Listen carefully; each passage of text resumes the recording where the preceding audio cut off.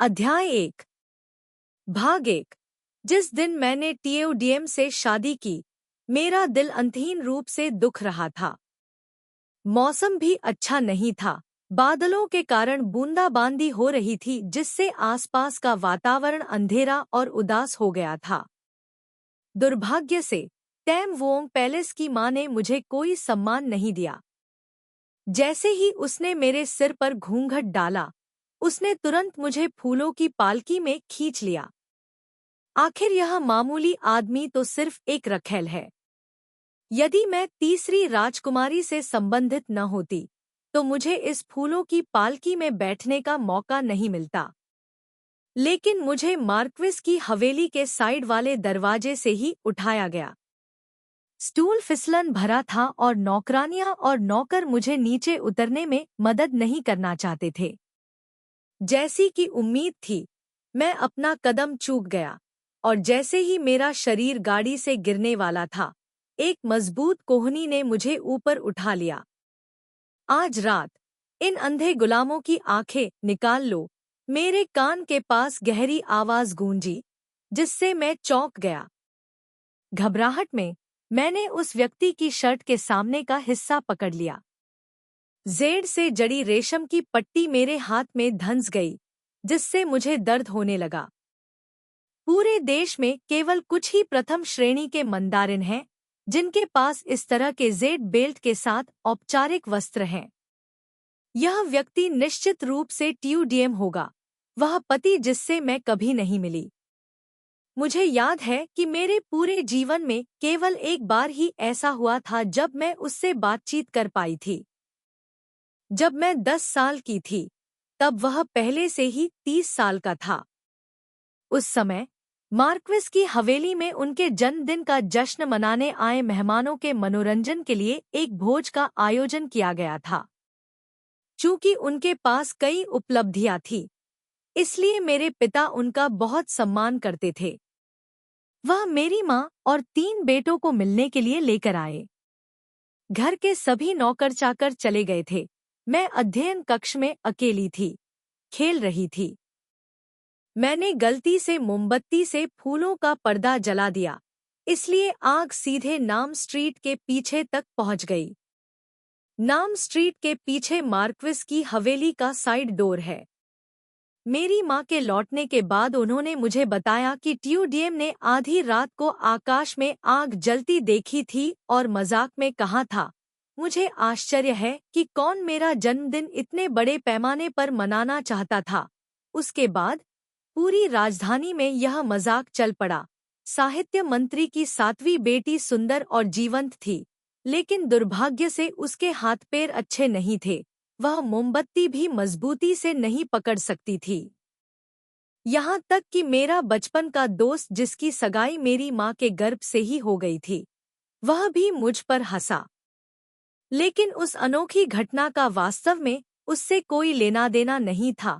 यह तो बस एक खास दिन पर कुछ दिलचस्प बातें थी। इसके अलावा हमारा एक दूसरे से कोई लेना देना नहीं है। आज की बात करें तो यह भी एक बहुत ही खास दिन है। न केवल वह दिन जब मेरी शादी हुई, बल्कि वह दिन भी जब मैं 16 साल की हुई। फिर भी पूरे रास्ते में मैंने केवल कुछ गुलामों को रोते और दया की भीख मांगते सुना। टीओडीएम ने मुझे गले लगाया। उसके राजसी कदमों की आवाज बांसुरी की आनंदमय ध्वनि और गिरती हुई बारिश की आवाज के साथ गूंज रही थी, इतनी शोरगुल वाली कि मेरे सिर में दर्द होने लगा, जैसे कि वह फटने वाला हो। शादी समारोह खत्म होने तक दुल्हन के कमरे में बैठे हुए मैं अभी भी दिवास्वप्न देख रहा था। मुझे यह पता चले अभी 2 दिन ही हुए हैं कि मुझे टीओडीएम से शादी करनी है। 2 दिन पहले मैं अभी भी ताम वोंग पैलेस में घुटनों के बल बैठी थी, पापों से भरी देह को लेकर। चूंकि मेरे पिता ने परिवार को गुटों में बांट दिया था, इसलिए पूरे परिवार को निर्वासन की सजा सुनाई गई। तीसरे राजकुमार थिजथान ने मुझे बचाने और वापस लाने के लिए कुछ तरकीबें अपनाईं। जब हम ट्रियो हुई डुओंग में पढ़ रहे थे, तब हम दोनों की मुलाकात सिर्फ कुछ बार ही हुई थी। वह बहुत ही सज्जन व्यक्ति हैं, सभी का खुशी खुशी स्वागत करते हैं। मुझे बचाने के बाद थिचथान बस मुस्कुराए और कुछ नहीं कहा। प्रणाम करने के बाद मैं कांपते हुए जमीन पर बैठ गया। वह सीधे मुद्दे पर आया, तुम्हारी माँ मेरी राजकुमारी की चचेरी बहन है। उसकी सिर्फ एक बेटी है, तुम।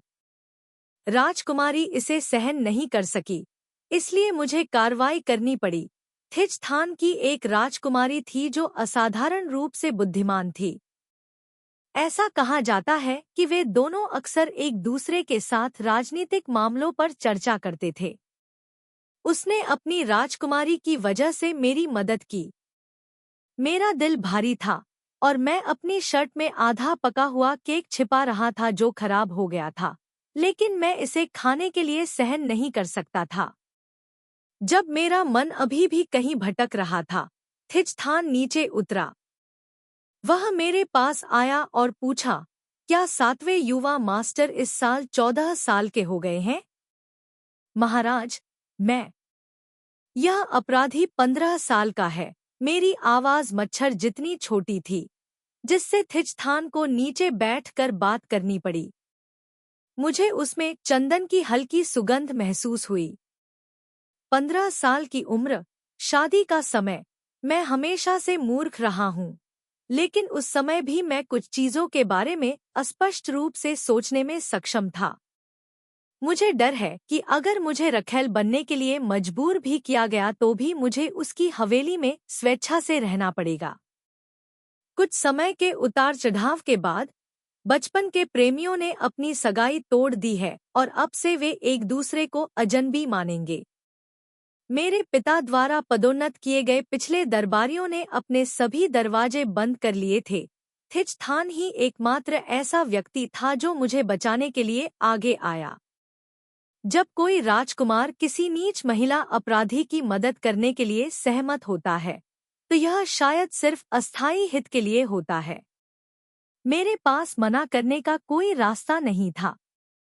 उस कारण के अलावा मैं अपने लिए किसी और उपयोग की कल्पना नहीं कर सकता था। उस समय मैं केवल अपना सिर नीचे करके उसके बैंगनी लाल वस्त्र को देख सकता था। मेरा बायां हाथ मेरे दाहिने हाथ को दबा रहा था। मुझे नहीं पता था कि क्या करना है। अप्रत्याशित रूप से थिचथान ने मुझसे पूछा, 7वीं मिस, क्या आप इस राजकुमार की कुछ चीजों में मदद करने के लिए सहमत हैं? बस संयोग से हम परिवार बन गए। मैंने अचंभित होकर ऊपर देखा। मैं थिचथान के इतने करीब कभी नहीं था। मुझे अचानक पता चला कि वह अफवाहों के अनुसार उतना विनम्र नहीं था। यद्यपि उसका चेहरा जेड जैसा था, उसकी आंखें चतुराई से भरी थी। वेई जियाओ यान के मार्क्विस ने कई सालों से शादी नहीं की है। उसकी हवेली को एक महिला स्वामी की जरूरत है जो विलासिता में रहती हो। एक गुलाम मार्क्विस के महल का मालिक कैसे बन सकता है? मैंने सहजता से मना कर दिया। मेरा दिल घबराहट से धड़क रहा था। आराम से रहो, मैं तुम्हारी रक्षा करूंगा, है ना? जब तक 7वीं युवती हमारे बीच की दयालुता को याद रखेगी, तब तक यह पूरे वैन परिवार को हजारों मील दूर सुरक्षित रहने में भी मदद करेगा। मुझे आश्चर्य है कि 7वीं युवती सहमत होगी या नहीं। वह इतने सहजता से बोल रहा था कि कोई उसे सौम्य और नरम भी मान सकता था। जहां तक मेरा सवाल है, जब मैंने यह सुना तो मुझे पसीने आ गए।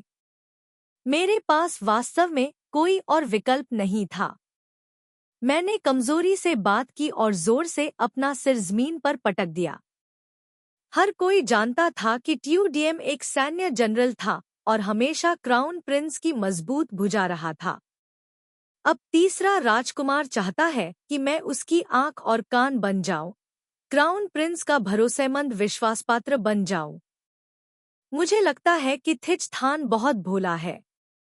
जब मैं राजस्व मंत्री की सबसे बड़ी बेटी थी, तो मैंने कभी नहीं सुना कि ट्यूडियम किसी का सम्मान करते हैं। आज भी यही स्थिति है। मैं दुल्हन के कमरे में बैठी, विचारों में खोई हुई थी। ट्यूडियम सही समय पर आया। उसके मुंह से अभी भी शराब की गंध आ रही थी। और गर्मियों के अंत में बरसात के दिन का ताज़ा स्वाद आ रहा था। मैंने थोड़ा सा हिसाब लगाया। वह मेरे पिता के छोटे भाई से 1 साल बड़ा था। उसका पेट बहुत बड़ा था, उसकी गर्दन विकृत थी। हर मध्यशरद ऋतु उत्सव में वह नशे में धुत होकर बिस्तर पर लेट जाता था।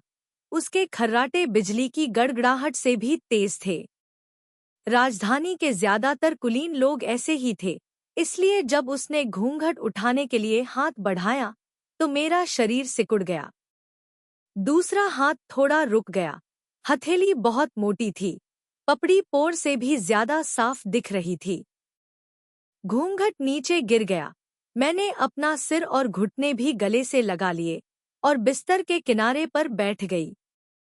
मुझमें केवल इतना साहस था कि मैं उसकी शर्ट के सामने लगी जेड बेल्ट पर नजर डाल सकूं। जोर से सांस लेने की हिम्मत नहीं जुटा पा रहा था। तुम मेरे लिए अपनी शर्ट क्यों नहीं उतार देते? मैं खुद को उसकी फैली हुई बाह पर नजर डाले बिना नहीं रह सका। इस चेहरे पर खुशी और उदासी के बीच अंतर करना बहुत मुश्किल था, और इसके अलावा वह मेरा मूल्यांकन करने में भी दिलचस्पी रखता था। मैंने जिस बूढ़े और कमजोर रूप की कल्पना की थी, उसके विपरीत मेरे सामने टीयूडीएम अब थोड़ा सुंदर और युवा लग रहा था। शायद कई सालों की लड़ाई और मार्शल आर्ट का अभ्यास करने की बदौलत पहली नज़र में वह मेरे 27 वर्षीय सबसे बड़े भाई की तुलना में ज्यादा जिंदादिल लग रहा था। दाढ़ी से थोड़ी परिपक्वता ही आती है। कैसे? आपके पिता के छोटे भाई की तुलना में वह अभी भी बहुत स्वस्थ और सतर्क है ना? मैं चौंक गई और मेरी आंखें चौड़ी हो गईं। उसे कैसे पता चला कि मैं क्या सोच रही थी?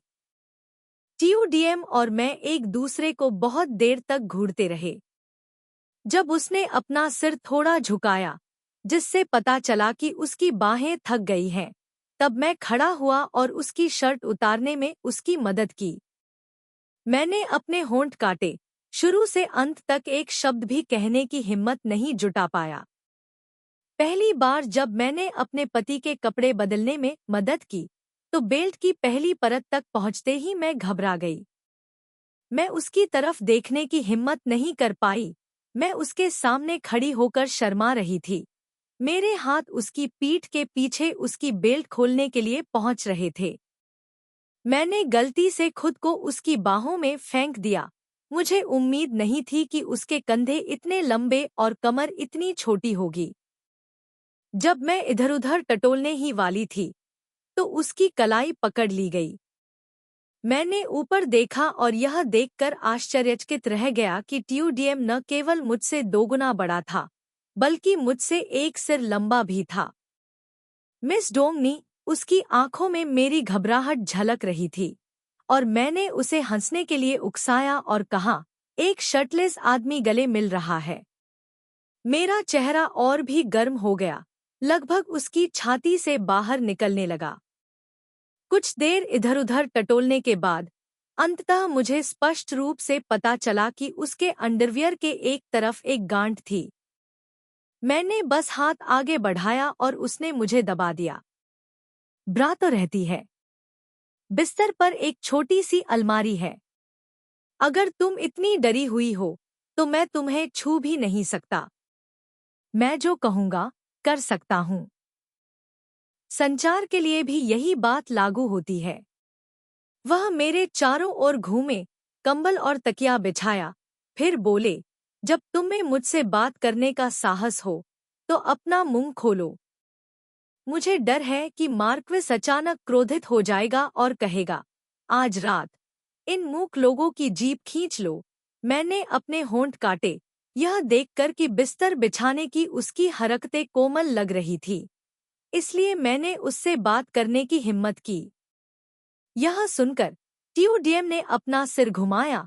उसकी चील जैसी आंखें जलती हुई मशालों की तरह चमक रही थी। वह जोर से हंसा। जब वह खुश था तो आप उसकी भौहों के अंत में और उसकी आंखों के कोनों पर कुछ बहुत ही छोटी सिलवटें देख सकते थे। वह बूढ़ा हो रहा था, मैंने सोचा, लेकिन इसके विपरीत मुझे थोड़ा और सहज महसूस हुआ। लेकिन मैं अभी थोड़ा शांत हुआ ही था कि मुझे अचानक वह समय याद आ गया जब उसने किसी को उन गुलामों की आंखें निकालने का आदेश दिया था। वे टैम वोंग पैलेस के गुलाम थे और मेरे पीछे पीछे यहाँ आने के बाद उसने उन दोनों को, उनकी आंखों और शरीरों को, उनके मूल स्थान पर वापस फेंक दिया। उसे किसी बात की परवाह नहीं थी, केवल मैं ही चिंतित और सतर्क थी। बहुत देर हो गई है, डोंग नहीं, सो जाओ। डोंग नहीं मेरा पहला नाम है। मुझे नहीं पता कि उन्होंने यह नाम कहाँ से सुना। ठीक इसी तरह हमारी शादी की रात हम दोनों नीचे की अलमारी के दोनों तरफ सोए, जबकि वह बाहर की तरफ सोया। सारी रात बारिश की आवाज सुनते हुए मैं उसके साथ लेटी रही, करवटें बदलती रही, सो नहीं पाई। वह नहीं जानता कि मैं किससे डरता हूँ। लेकिन मैं न केवल प्रथम श्रेणी के मार्क्विस की प्रतिष्ठा से डरता हूँ, बल्कि मैं क्राउन प्रिंस के दाहिने हाथ की पहचान से भी डरता हूँ। डरता हूँ कि उसे पता चल जाएगा कि मैं तीसरे राजकुमार का जासूस हूँ। डोंग नहीं, रात के अंधेरे में जब बारिश और हवा थम गई, तो मैंने अचानक उसे मेरा नाम पुकारते हुए सुना। आज का दिन थोड़ा जल्दीबाजी भरा है। अब से हर साल तुम्हारा जन्मदिन मैं बहुत ही सावधानी से मनाऊंगा। मेरी रीढ़ की हड्डी अकड़ गई थी। मैं केवल सोने का नाटक कर सकता था। मुझे भी आश्चर्य है कि उसे कैसे पता कि आज मेरा जन्मदिन है। ट्यूदीम ने एक नौकरानी को सेवा के लिए भेजा जो मुझसे केवल 2 वर्ष बड़ी थी। उसका नाम थिएन नी है। अपने नाम की तरह उसका चेहरा भी सौम्य है। एक नज़र में ही आपको परिचित सा महसूस होगा। मैंने उसे अपने करीब खींचा। उसने ट्यूडीएम की आंखों को देखा और फिर मुझे, मैडम, कहा। दरवाजे के बाहर खड़ी बूढ़ी नौकरानी ने मुझे रखेल कहकर आलोचना की और कहा कि उसे मुझे ऐसे सम्मानसूचक शब्दों से संबोधित नहीं करना चाहिए। मैं सिर्फ तुमसे शादी करूंगा। इस घर में कोई रखेल नहीं है। मैं तुम्हें, मैडम, क्यों नहीं कह सकता? ट्यूडीएम ने सुबह सुबह अपनी मार्शल आर्ट की ट्रेनिंग पूरी की। उसकी तलवार नाचती हुई म्यान में वापस आ गई। तलवार की लंबी म्यान से निकलने वाली तेज रोशनी बूढ़ी चुड़ैल के चेहरे के पास से गुजरी, जिससे वह डरकर चुप हो गई। वह कमरे में चला गया। उसके शरीर पर ब्रोकेड का लबादा सूरज की गर्मी बिखेर रहा था।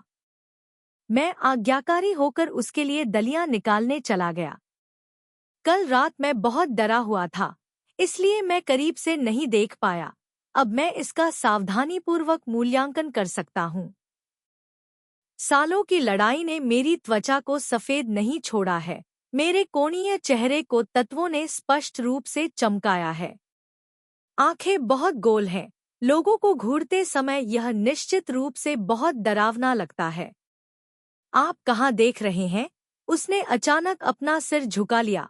उसके मुंह के कोने पर अभी भी एक शांत मुस्कान की झलक थी। चलो देखते हैं कि मार्क्विस के बाल सफेद हैं या नहीं। मैंने उसके हावभाव देखे। उसकी मुस्कान गहरी होती जा रही थी, इसलिए मैं भी उसके साथ हंसने लगा। मैंने चम्मच नीचे रख दिया। वापस बैठने ही वाला था कि उसने मुझे रोक लिया, मुझे गले लगाया और मेरे बगल में बैठ गया।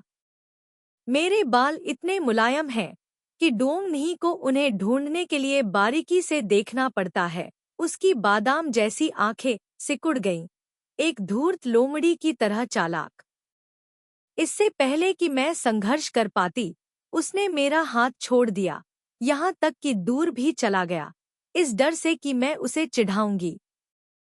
फिर उसने दलिया खाने पर ध्यान केंद्रित किया, जिससे मेरा चेहरा लाल और शरीर अकड़ गया। हुम्फ, तुम धूर्त लोमड़ी। थीन नी बहुत दिलचस्प थी। उसने मेरी कुर्सी ट्यूडीएम के बगल में खींच ली। उन्होंने प्रशंसा भरी नजरों से उसकी ओर देखा, फिर मेरी ओर देखा और कहा, अब से जब भी हम साथ में खाना खाएंगे, तुम इसी तरह मेरे बगल में बैठोगी। उसने दलिया खाने के लिए अपना मुंह खोला। उसकी लाल जीभ शुद्ध सफेद चीनी मिट्टी के चम्मच को छू रही थी। मेरा दिल जोर जोर से धड़क रहा था। मुझे नहीं पता था कि ऐसा इसलिए था क्योंकि मैं उससे डरता था या कोई और कारण था। मैं जल्दी से अपनी जगह पर चला गया, कप को पकड़कर हिलाता रहा ताकि उसके शरीर पर आने वाली गंध से बचा जा सके। टीयूडीएम को अगरबत्ती जलाना पसंद नहीं था, लेकिन मैं हमेशा उसके शरीर पर विशेष ताज़ा खुशबू को सूंघ सकता था। एक ऐसी खुशबू जो इतनी मादक है। जब मैं हवा के साथ बह रहा था, तो टीयूडीएम ने अचानक पूछा, डुओंगनी, क्या तुम कुछ करने के लिए कुछ ढूंढना चाहते हो? मैंने उसे देखकर आंखें झपकाईं और मन ही मन सोचा कि उससे शादी करने का मतलब है कि मैं काम कर रही हूँ। मुझे उम्मीद नहीं थी कि वह चाहता था कि मैं उसके द्वारा गुप्त रूप से स्थापित किए गए मनी बैंक को संभालने में मदद करूं। जब आपके पिता वित्त मंत्री थे, तो उन्होंने सब कुछ बहुत अच्छे से मैनेज किया था। उन्होंने आपको कुछ चीजें जरूर सिखाई होंगी, है ना? टीयूडीएम ने मेरे साथ व्यापार के बारे में बहुत गंभीरता से चर्चा की। उसे मुझ पर इतना भरोसा करते देखकर मैं थोड़ा चौंक गया। मैं बिल्कुल वैसे ही सीधा बैठ गया जैसे बचपन में अपने माता-पिता की शिक्षाओं को सुनते हुए कहता था। मैं घर के कुछ छोटे-मोटे काम निपटाने के लिए अपनी माँ का अनुसरण करता हूँ। लेकिन पैसे वाले घर का काम जटिल है। मुझे यकीन नहीं है कि मैं यह कर पाऊंगा। अफवाहों में क्रूर और शातिर टीयूडीएम वास्तव में बहुत दयालुता से मुस्कुराया। उसकी आवाज भी नरम थी जैसे कि मुझे डराने से डर रहा हो। जो लोग पैसे के घर का प्रबंधन कर रहे हैं, वे काम करना नहीं जानते हैं। बस पढ़ाई करते रहो, तुम वैसे भी अच्छा करोगे। उसने अपना मुंह पोंछने के लिए मेरे हाथ से रूमाल ले लिया। मुझे उनकी बात तुरंत मान लेनी चाहिए थी, लेकिन अंत में मैं यह सोचे बिना नहीं रह सका। मार्क्विस, तुम मुझसे यह काम क्यों करवाना चाहते हो? गर्मियों का चमकीला सूरज खिड़की की सलाखों से होकर चमक रहा था। उसकी आंखें चमक रही थी और वह मुझसे कह रहा था, यदि आपके पास करने के लिए कुछ है, तो आपको पूरे दिन उसके बारे में सोचने की जरूरत नहीं है। अगर तुम ज्यादा नहीं सोचोगे तो तुम्हें मुझसे डर नहीं लगेगा। क्राउन प्रिंस ने राज्य के मामलों पर चर्चा करने के लिए उन्हें पूर्वी महल में आमंत्रित करने के लिए किसी को भेजा। जब मैंने उसे औपचारिक पोशाक पहनाने और महल में प्रवेश करने में मदद की, तो वह कल की तरह उतना अनाड़ी नहीं था। हालांकि मैं अभी भी उसके बहुत करीब जाने की हिम्मत नहीं कर पाया। मार्क्विस, उन्हें पालकी में बैठना पसंद नहीं था, बल्कि वे चाबुक पकड़कर घोड़े पर चढ़ते थे। मैं उसे विदा करने के लिए दरवाजे पर खड़ा हुआ और उससे एक आखिरी सवाल पूछा, मुझे आपसे डरने में क्या दिक्कत है? अच्छा नहीं है। गाड़ी दरवाजे के सामने बहते पानी की तरह आगे पीछे चल रही थी। उसने जानबूझकर अपनी आवाज थोड़ी ऊंची की। यह मार्क्विस तुम्हें अपनी माँ के घर की तरह बेतरतीब ढंग से रहने देना चाहता है। अगर मुझे एक बार फिर साउथ स्ट्रीट के पिछले हिस्से को जलाना पड़े, तो भी कोई बात नहीं। वह पहले से ही आगे बढ़ रहा था, लेकिन अचानक वह पीछे मुड़ गया। वह अपने घोड़े से उतरा, पत्थर की सीढ़ियों पर कूद गया और ठंडी हवा मेरे सामने ही रुक गई। वह जानबूझकर नीचे झुका ताकि हमारी आंखें एक सीध में हों। मेरे सामने सिर्फ एक बाल की दूरी पर उसकी आंखों में मुस्कान हर जगह फैल गई। यह मार्क्विस बस मजाक कर रहा था। टैंगेर, इसे आग मत लगाओ। गर्म, साफ हवा उसके शरीर पर अज्ञात गंध के साथ मिल गई। मार्क्विस, कृपया जल्दी से चले जाओ। महामहिम क्राउन प्रिंस बेसब्री से इंतजार कर रहे हैं। मैं उसे दूर नहीं धकेल सकता था, इसलिए मैं केवल पीछे मुड़ सकता था और अपनी जान बचाने के लिए भाग सकता था। बूढ़ी औरत दरवाजे के सहारे झुकी और हरे बेर के फूलों को सूंघते हुए पीछे मुड़ी। अब जाकर मुझे समझ में आया कि वह कविता कितनी सुंदर है। शर्म से भागते हुए दरवाजे से टिककर पीछे मुड़कर देखते हुए खुबानी के पेड़ की खुशबू सूंघते हुए बटाली थान चियू की कविता चमत्कारी गिरने वाला बिंदु का अंश। अध्याय 2। भाग 2। डोंग कुंग से लौटने के कुछ दिनों बाद टीओडीएम थोड़ा उदास लग रहा था।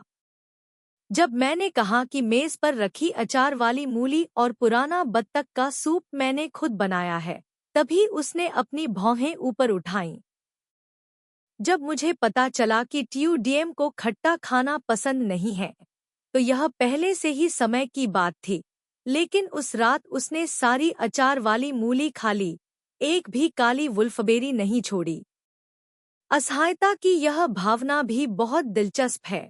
उसने अपनी चॉपस्टिक नीचे रख दी और अचानक मुझसे कुछ कहा। चारों ओर अंधेरा छा गया। मोमबत्ती की रोशनी उसकी आंखों में चमकने लगी। डोंग नी, तुम इस मार्क्विस के बारे में कितना जानते हो? दरबार में टीओडीएम एकमात्र ऐसा अधिकारी था जिसकी पृष्ठभूमि बहुत ही निम्न थी।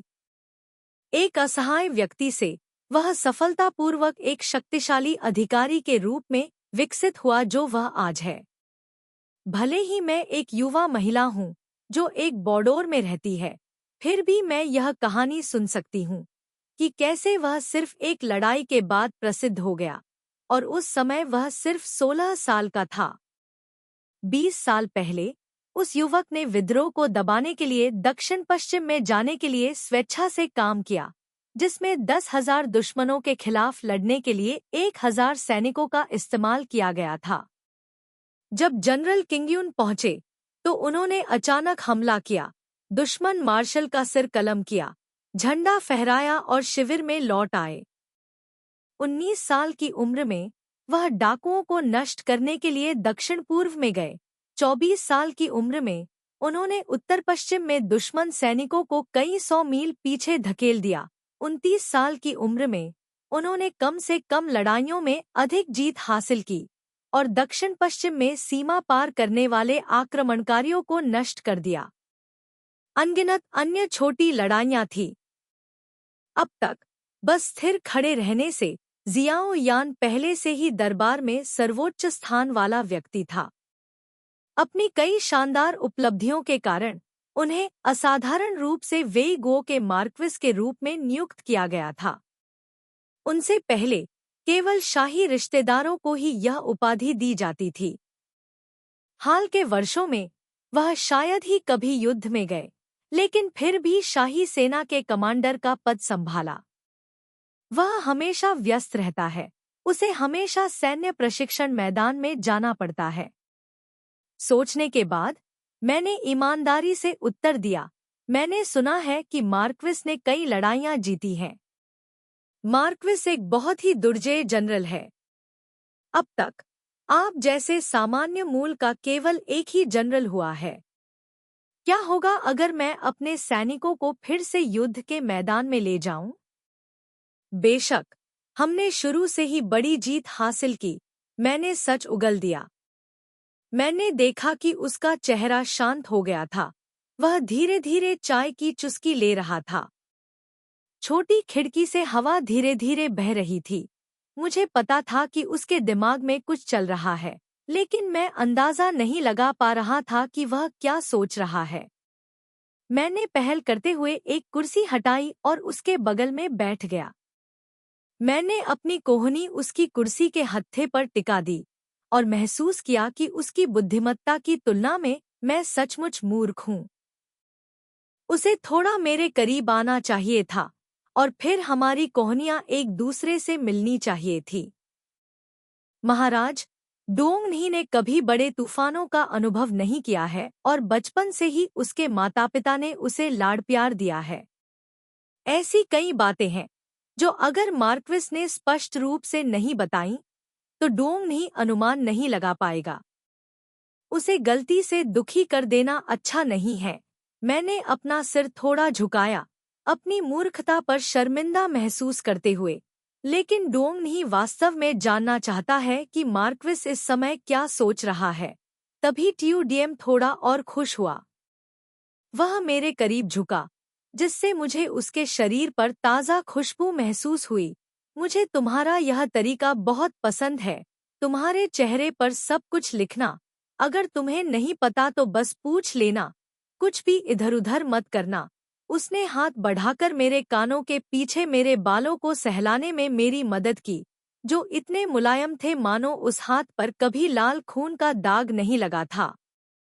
शायद मैं सचमुच बूढ़ा हो गया हूँ और सभी खिले हुए फूल मुझसे चिपकते नहीं हैं, लेकिन अप्रत्याशित रूप से मुझे एक छोटे खरगोश ने बांध दिया है। तुम्हें नहीं पता कि जब मैं तुम्हारे साथ होता हूँ तो मुझे कितना सहज महसूस होता है, और यह एहसास मेरे लिए बहुत कीमती है। उन्होंने अचानक अपनी भावनाएं व्यक्त की, जिससे मेरी धड़कनें तेज हो गईं, जबकि वह हमेशा की तरह शांत रहे। वह शांत भाव से घूंघट उठाता है, जैसे कि यह उनकी शादी की रात हो। पहले तो वह स्तब्ध रह गया, फिर खुशी से हंस पड़ा। मुझे याद आया कि थीन नी ने क्या कहा था। थीन नी मार्क्विस की हवेली में पली बड़ी थी, इसलिए मैं उससे सीखना चाहता था कि ट्यूडीम को कैसे नाराज न किया जाए। उन्होंने जवाब दिया कि मार्क्विस वेईगो जैसे गौरव के शिखर पर खड़ा व्यक्ति बहुत सरल लगता है। वह कभी भी दूसरों की ईमानदारी का अनादर नहीं करेगा। उसकी बातों से मुझे दोषी महसूस हुआ। मैं तीसरे राजकुमार का जासूस हूँ। मेरा दिल बिल्कुल भी सच्चा नहीं है। ट्यूडीएम ने चाय का सेट साफ किया। बर्फ सफेद चांदनी खिड़की से अंदर आई। यह पहली बार था जब मैंने उसे अपने अतीत के बारे में बात करते हुए सुना। मशहूर होने से पहले, वेईगो के मार्क्विस की उपाधि दिए जाने से पहले या अभी तक एक अनुभवी जनरल नहीं बने थे। उस समय वे बस ट्यूडीएम थे। ट्यूडीएम का जन्म एक बहुत ही बंजर पहाड़ी गांव में हुआ था। जब उसके माता-पिता की मृत्यु हुई, तब वह अभी भी बोलना सीख रहा था। उनका पालन पोषण उनके दादा ने किया था, लेकिन उन्होंने पुस्तक का केवल आधा भाग ही पढ़ा था कि उनके दादा का वृद्धावस्था में निधन हो गया। वह फिर से उसी स्थिति में पहुंच गया जहां उसकी देखभाल करने वाला कोई नहीं था, और सपने में ही सेना में भर्ती हो गया। एक मामूली सिपाही होने के बावजूद भी उसे खाने के लिए भोजन मिल जाता था, भले ही वह भोजन उसने अपनी जान देकर खरीदा था। डोंग नहीं, जब तुम निर्वासन में गए थे, तो क्या तुमने कोई खराब खाना छुपाया था? उसे यह पूछते हुए सुनकर मुझे बहुत अच्छा लगा। मेरे सामने मार्क्विस हैं, जो अच्छे कपड़े पहने हुए हैं और एक शानदार और भव्य मार्क्विस भवन में बैठे हैं। उसे दुनिया में सबसे ज्यादा मेरे अपमानजनक अतीत से घृणा करनी चाहिए थी, लेकिन अब वह अकेला ऐसा व्यक्ति बन गया है जो मुझे समझता है। मैंने सिर हिलाया, स्टीम्ड बन को छिपाने की कहानी सुनाते हुए, और जब मैंने औपचारिक कपड़े पहन लिए, तभी मेरा दिल वहां से जाने का हुआ। मैं इतनी भूखी थी कि मैंने एक बुरी आदत विकसित कर ली थी। शादी के बाद मैं कभी-कभी मांस के कुछ और टुकड़े खाने से खुद को रोक नहीं पाती थी, जिससे एक सावधान युवती की छवि खो जाती थी। उसने कभी भी गुस्सा होने का कोई संकेत नहीं दिखाया, बल्कि ट्रे उठाई और सारा खाना मेरे कटोरे में डाल दिया और धीरे से कहा, बस खाओ, बचा हुआ यहीं छोड़ दो और मैं तुम्हारे लिए उन्हें साफ कर दूंगा। मैं इतना भावुक हो गया कि रो पड़ा और मैंने मीठी खट्टी पसलियां अपने मुंह में ठूंस ली।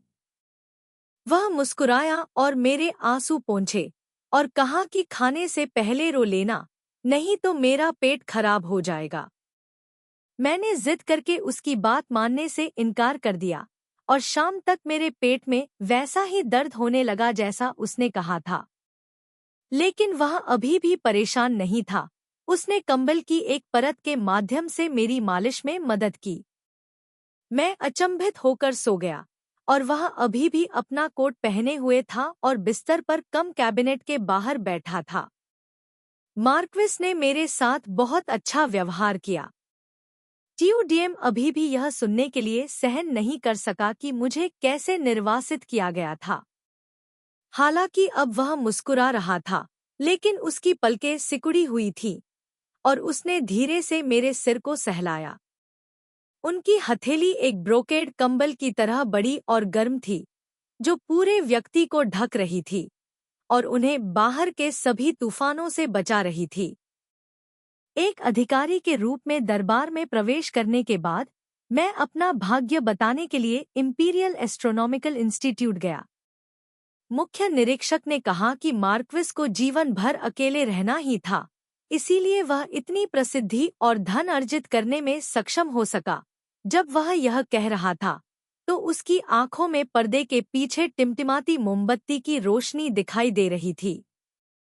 मुझे अचानक उस पर दया आ गई और जब मैं होश में आई तो मैंने उसका हाथ पकड़ लिया।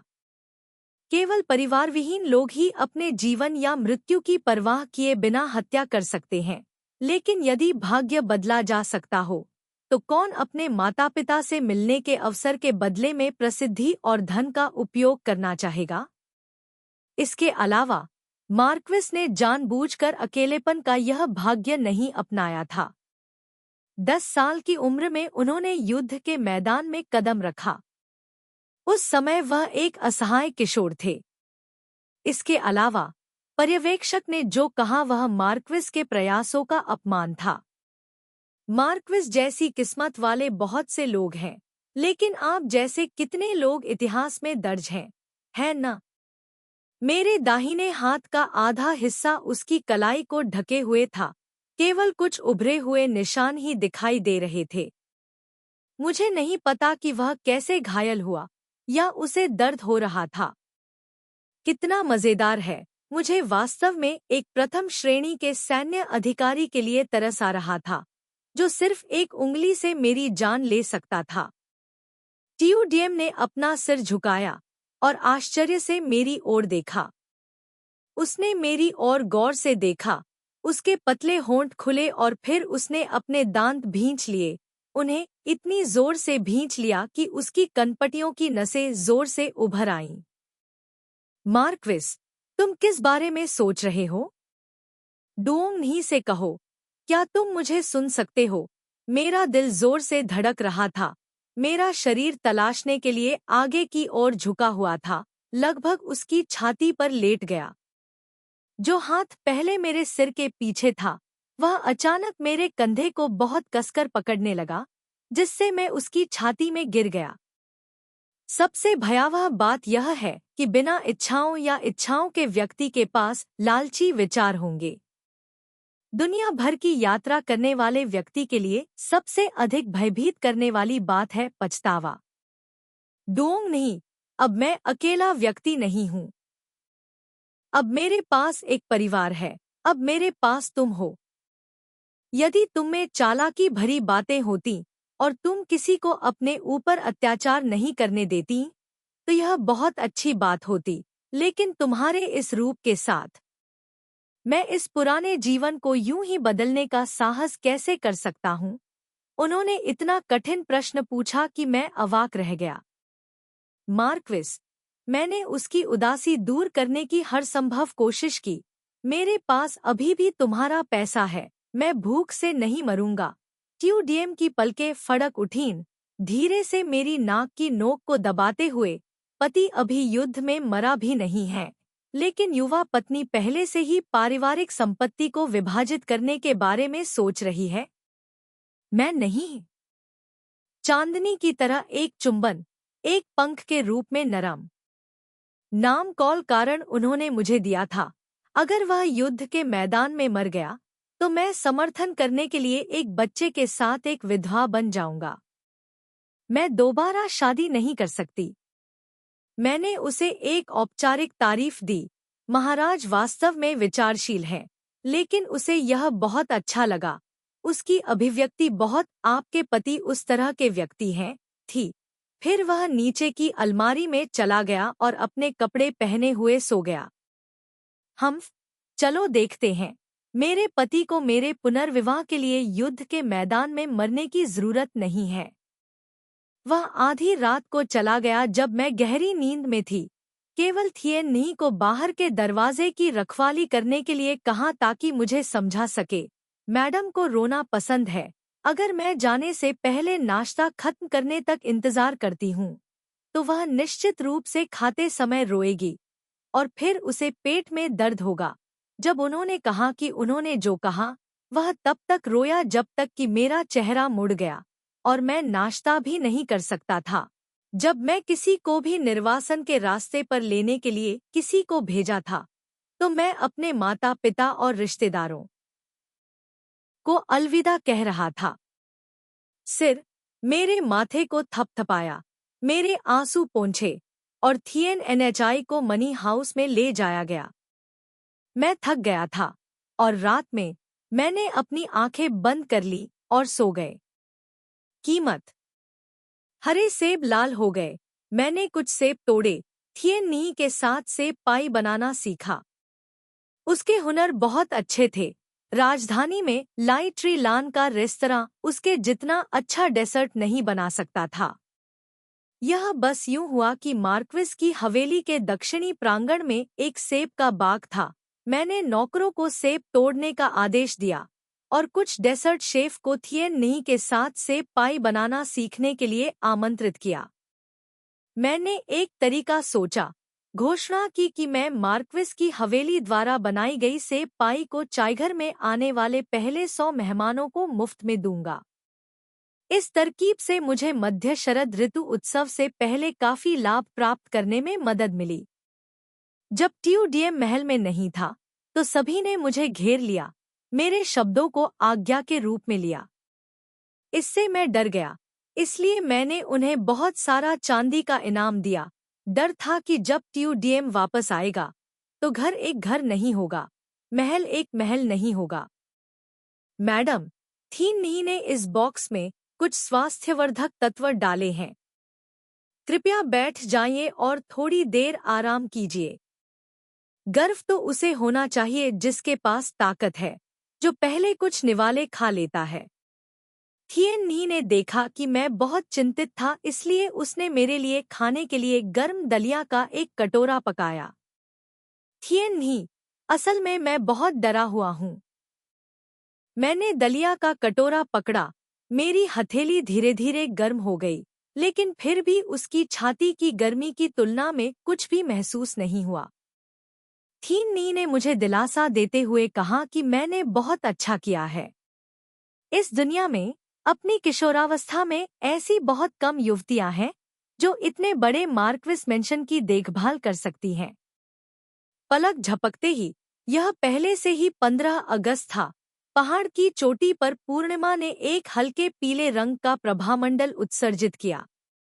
थिएन नी ने एक सेब पाई बनाई जिस पर 2 शब्द पुनर्मिलन छपे थे। जब मैंने इसे देखा, तो मुझे अचानक अपनी नाक की नोक पर खट्टापन महसूस हुआ। मैंने खुद को थिएन नी की बाहों में फेंक दिया और रोया। हवेली में मार्क्विस के बिना इसे मार्क्विस मेंशन कैसे कहा जा सकता है? थिएन नी, मुझे बताओ, अगर वह वापस नहीं आ सका तो क्या होगा? थिएन नी मुझे सांत्वना देने के लिए अच्छे शब्द कहती रही। मैं तब तक रोता रहा जब तक मैं थक नहीं गया और उसकी बाहों में सो गया। बहुत समय बाद, आधी रात को, मुझे एक जानी पहचानी, नामहीन खुशबू आई। जड़ी बूटियों की खुशबू के साथ ताज़ी खुशबू। ऐसा लग रहा था जैसे कोई बड़ी चिमनी मेरे शरीर को गर्म कर रही हो। अध्याय 3। भाग 3। एक हल्की आह के साथ मैं अपने सपने से जाग गया। मध्यशरद ऋतु का चांद पूर्ण और बड़ा दोनों था। उसकी रोशनी की किरणें पूरे कमरे में पड़ रही थी।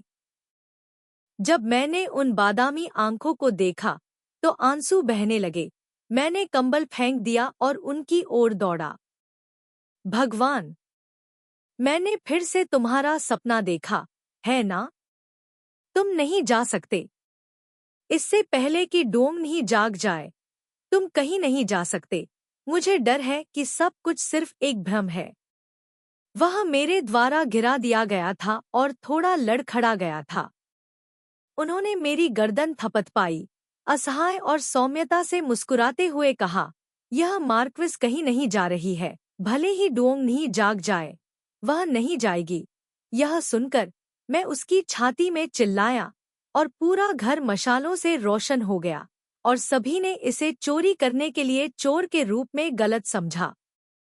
थिएन नी ने जांच करने के लिए दौड़ लगाई, घबराहट में चिल्लाया और तुरंत दरवाजा बंद कर दिया और सभी को दूर जाने के लिए कहकर बाहर चला गया। टीओडीएम ने मुझे बहुत कसकर गले लगाया, धीरे से मेरे लंबे बालों को सहलाया जो मेरी पीठ के पीछे गिर रहे थे। उसकी हरकतें ऐसी थी जैसे वह किसी छोटी बिल्ली को सहला रहा हो। बहुत समय बीतने से पहले मुझे लगा कि मैं बहुत रो चुका हूँ। मैं बिस्तर पर वापस बैठ गई। जब उसने मोमबत्ती जलाई तो मैंने अपना चेहरा ढक लिया, केवल अपनी उंगलियों के बीच के अंतराल से उसे देखने का साहस कर पाई। उसका वजन कुछ कम हो गया और उसकी त्वचा पहले से ज्यादा काली हो गई। मैंने उसे हंसाया, तुम क्या कर रहे हो? डोम नहीं। मैं तब तक रोती रही जब तक मेरी आंखें सूज नहीं गई। मैं बहुत बदसूरत लग रही हूँ। मैंने तकिए का कवर खींचा और खुद को ढकने के लिए इसे अपने चारों ओर लपेट लिया। टीओडीएम बेकाबू होकर हंस पड़ी, मानो उसने घाव को छू लिया हो, इसलिए उसने अपने हाथ से अपनी बाईं पसली को ढक लिया। क्या मार्क्विस घायल हो गया है? मैंने उसका हाथ खींचा और उसे अपने पास बैठाया। वह नहीं चाहता था कि मैं यह सब देखूं, लेकिन अंत में वह मुझे रोक नहीं सका। मैंने जल्दी से उसकी शर्ट की बेल्ट को छुआ, उसे दोनों हाथों से पकड़ लिया और किसी भी कीमत पर छोड़ने से इनकार कर दिया।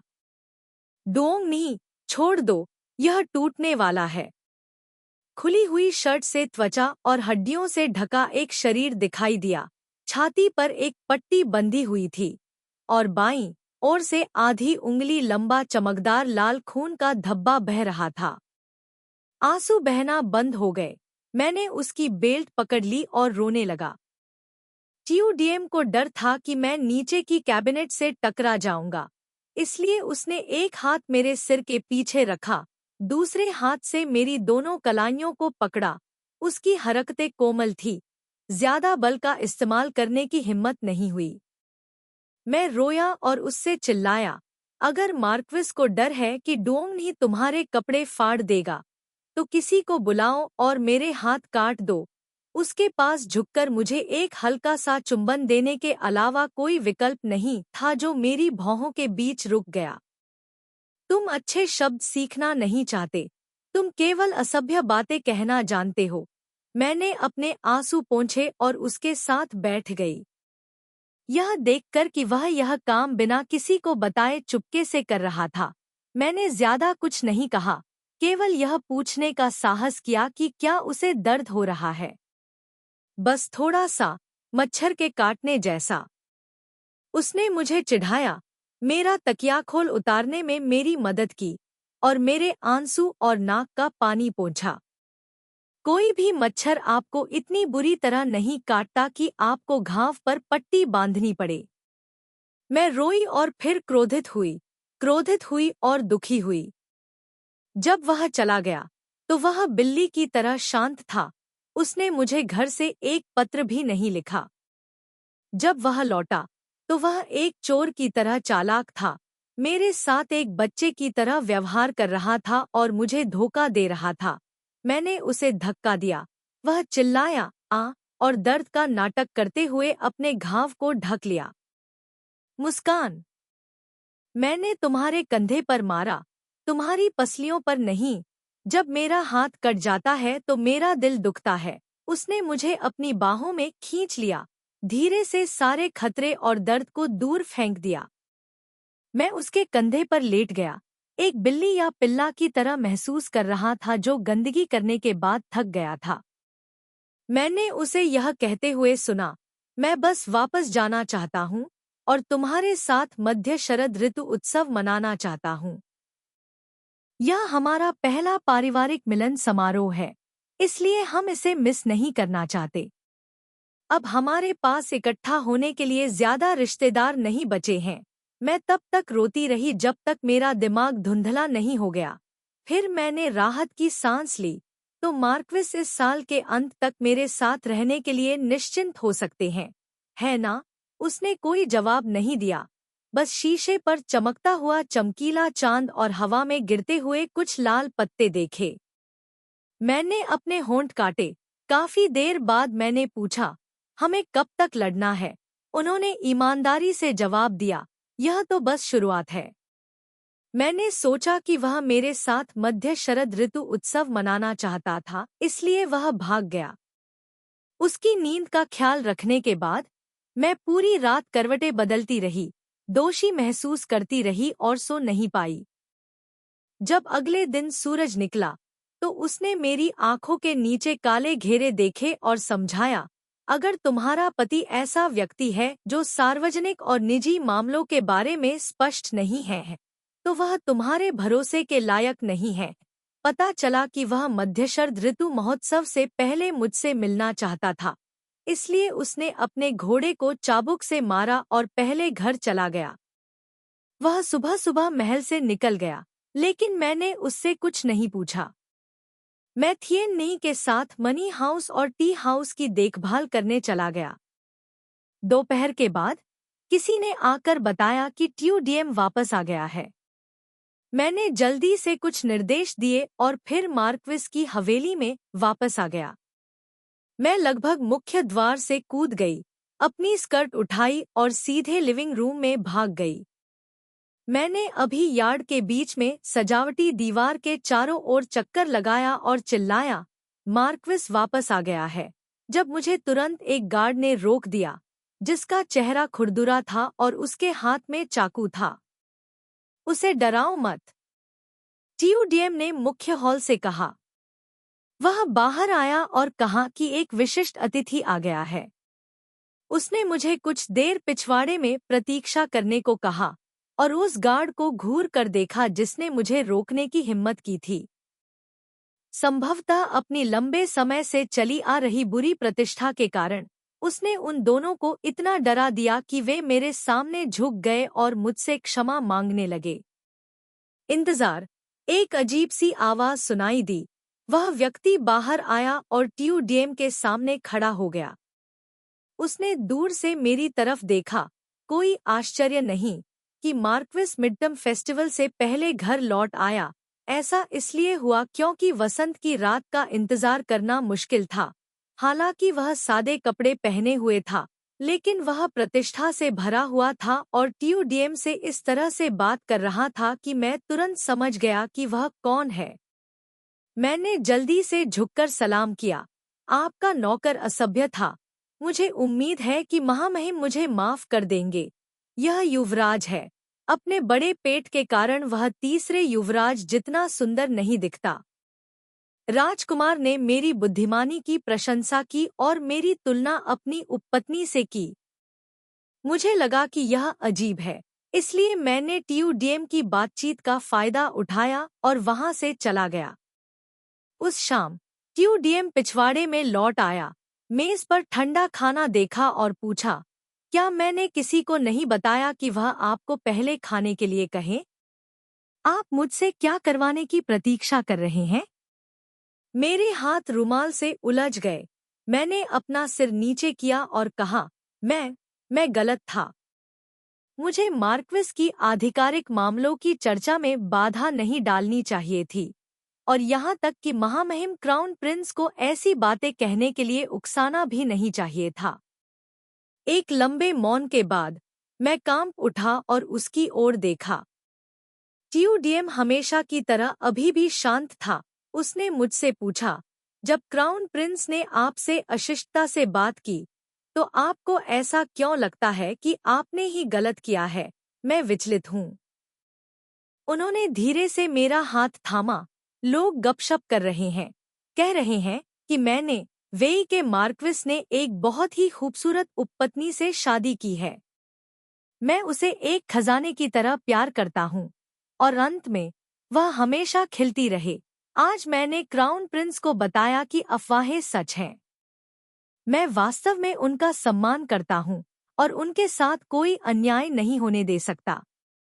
इसलिए उन्होंने क्राउन प्रिंस के मेरे साथ डिनर करने के निमंत्रण को अस्वीकार कर दिया और मुझे अपने कमरे में शांति से खाने की अनुमति दी। कुछ दरबारी थे जो क्राउन प्रिंस की चापलूसी करते थे और अपनी दोनों रखैलों और खूबसूरत पत्नियों को गुप्त रूप से पूर्वी महल में ले आते थे। सभी जानते हैं कि युवराज लंपट है और अनेक छोटे-मोटे अधिकारी, जिनका कोई नाम या पद नहीं था, इसी मार्ग से आसमान तक पहुंचे। लेकिन टीओडीएम ऐसा नहीं करेंगे। अगर भविष्य में क्राउन प्रिंस सिंहासन पर चढ़ता है, तो मुझे लगता है कि इतिहास की किताबें सम्राट की तुलना में टीओडीएम की अधिक प्रशंसा करेंगी। डोंग नहीं, क्राउन प्रिंस गलत थे, तुम नहीं। तुम्हें मुझसे इस तरह माफी मांगने की जरूरत नहीं है। यह सुनकर मैं उसके सीने में लेट गई और अपने दिल की गहराइयों से कहा, अपनी शादी के दिन डोंग ही जितनी अनिच्छुक थी, अब वह खुद को बहुत भाग्यशाली महसूस करती है। मार्क्विस, डोंग नहीं के लिए यह शादी बहुत अच्छी है, सचमुच बहुत अच्छी। उस रात मैंने पहल करके उसके कपड़े उतारे और पर्दा नीचे खींच दिया। मैंने अपनी बाहें उसके गले में लपेट ली और अपने होठों से उसका मुंह ढक दिया। मैं अनाथ या विधवा होने से नहीं डरती। चाय की दुकान और एस्टेट से मिलने वाला पैसा मेरे बाकी जीवन के लिए काफी है। मार्क्विस, मेरा विश्वास करो, मैंने अपना कोट उतारते हुए कहा। मार्क्विस ने बहुत अच्छी शिक्षा दी है। डोंग नहीं अब वह लड़की नहीं है जो केवल रोना जानती है। डोंग नहीं को किसी से चिपकने की जरूरत नहीं है। यहाँ तक कि अपनी पीठ पर बच्चे को लेकर भी वह बहुत अच्छी तरह से रह सकती है। एक ही क्षण में उसकी सांसें बहुत तेज हो गईं। मैंने उसका हाथ खींचा और उसे मेरी बेल्ट के बकल तक जाने दिया। शरद ऋतु का मौसम पानी की तरह ठंडा है, फिर भी मुझे सूखा और गर्म महसूस हो रहा है। मार्क्विस, डोंग नहीं को उसके कपड़े उतारने में मदद करो। जैसे ही ये शब्द उसके मुंह से निकले, टीओडीएम की आंखों में बची हुई तर्क की किरण तुरंत गायब हो गई। उसकी कलाई उलट गई। मेरे शरीर पर कपड़ों की आखिरी परत जमीन पर गिर गई। त्वचा एक दूसरे से सटी हुई, होंठ और जीभें एक दूसरे को छू रही थी। यह मेरा और प्रथम श्रेणी के मार्क्विस का युद्ध क्षेत्र है। 3 दिन बाद टीओडीएम ने हवेली छोड़ दी। इस बार कुछ अलग था। उसने सैन्य ताबीज प्राप्त किया और 30,000 सैनिकों का नेतृत्व किया। शाही राजधानी की सड़कें लोगों से गुलजार थीं। वे सभी यहाँ विदा हो रहे जनरलों को विदा करने आए थे। यह अभी भी वही दक्षिण पश्चिम दिशा थी, युद्ध का मैदान जिसने उसे कई बार सफलता हासिल करने में मदद की थी। मैंने अनुमान लगाया कि पिछली बार जब वह वहां गया था तो सच्चाई का पता लगाने और दुश्मन की स्थिति को समझने के लिए गया था। इस बार उसने वास्तव में युद्ध के लिए सैनिकों का नेतृत्व किया। मैं उसे विदा करने के लिए मार्क्विस की हवेली के दरवाजे पर खड़ा था, लेकिन वह एक बार भी पीछे नहीं मुड़ा। डोंग नहीं, केकड़ा मत खाओ। अगर आज रात तुम्हें पेट में दर्द हुआ, तो मैं तुम्हारी मालिश नहीं कर पाऊंगा। ये उसके जाने से पहले मेरे लिए कहे गए आखिरी शब्द थे। मैंने उससे वादा किया कि मैं अब और नहीं रोऊंगी।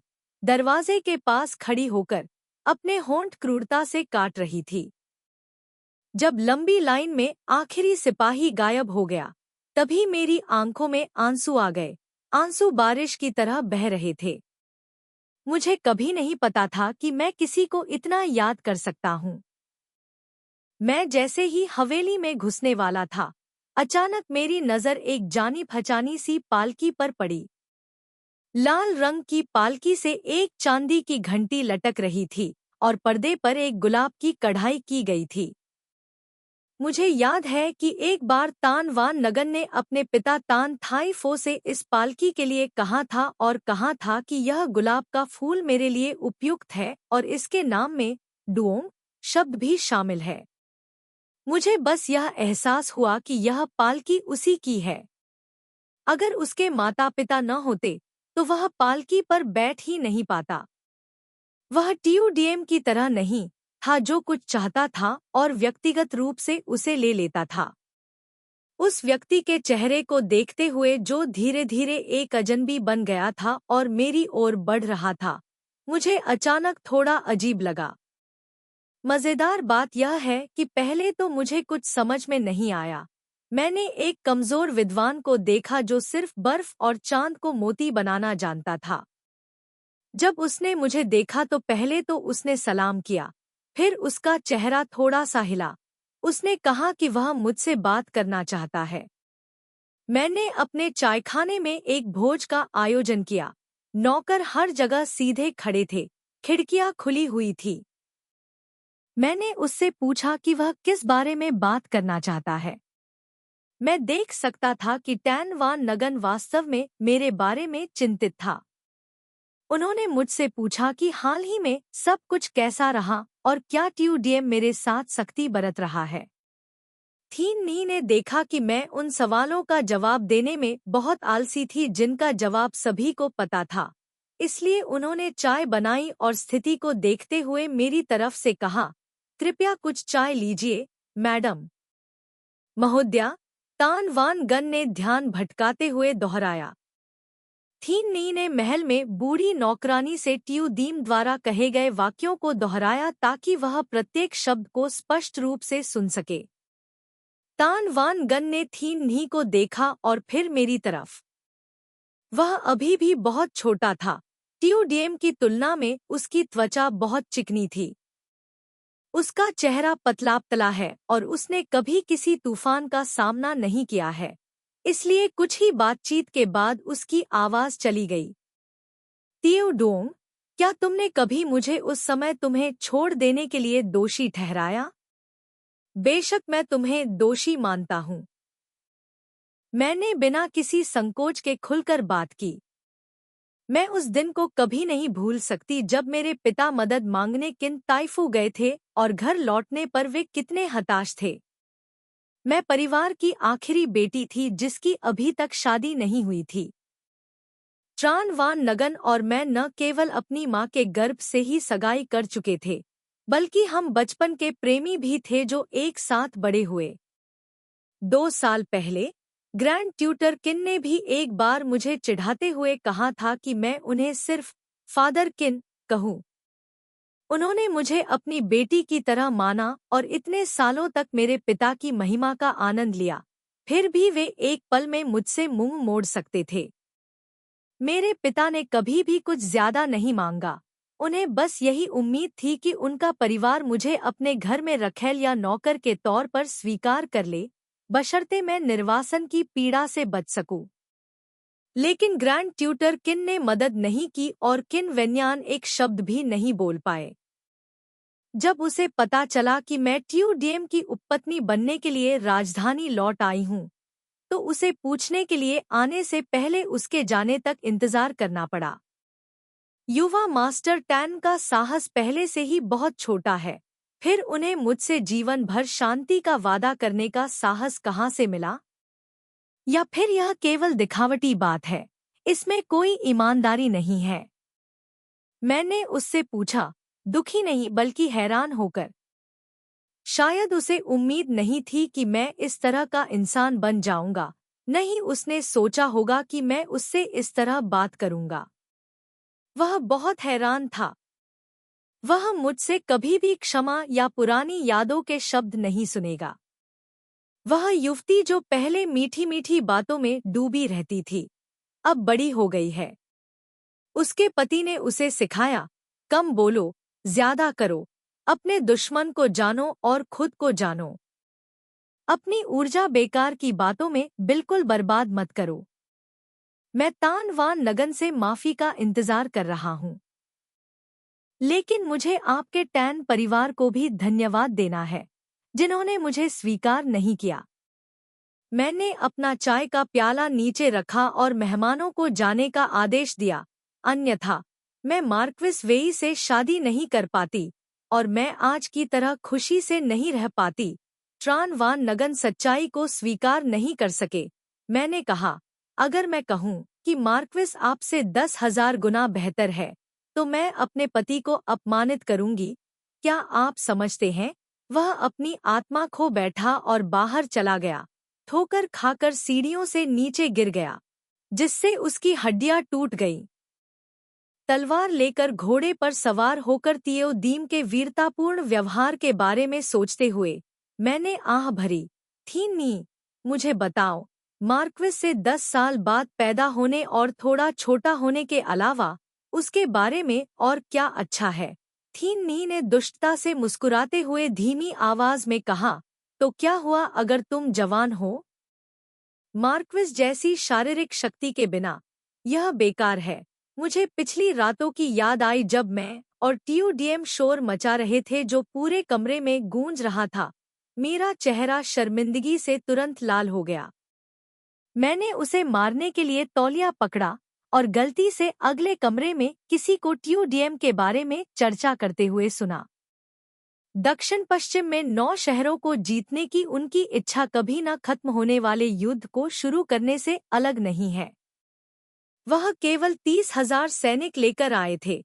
इस बार मुझे इस बात की बहुत संभावना दिखती है कि मार्क्विस वेइगो वापस नहीं आ पाएंगे। अध्याय 4। भाग 4। टीयूडीएम के युद्ध में जाने के बाद अफवाहें कभी नहीं रुकीं। हर किसी को लगा कि यह लड़ाई खतरनाक है, चाहे वह सैनिकों की कमान संभालने में कितना भी प्रतिभाशाली क्यों न हो, उसे मौत से बचकर भागना मुश्किल होगा। मैं इतना डरा हुआ था कि मुझे खाने पीने की कोई परवाह नहीं थी।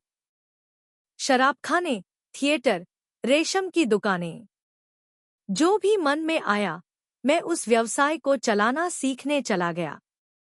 मैं बुद्ध की पूजा करने के लिए मंदिर जाना चाहता था, लेकिन मुझे डर था कि कोई बुरी नीयत वाला व्यक्ति इसे देख लेगा और बुरी कहानियां गढ़ लेगा।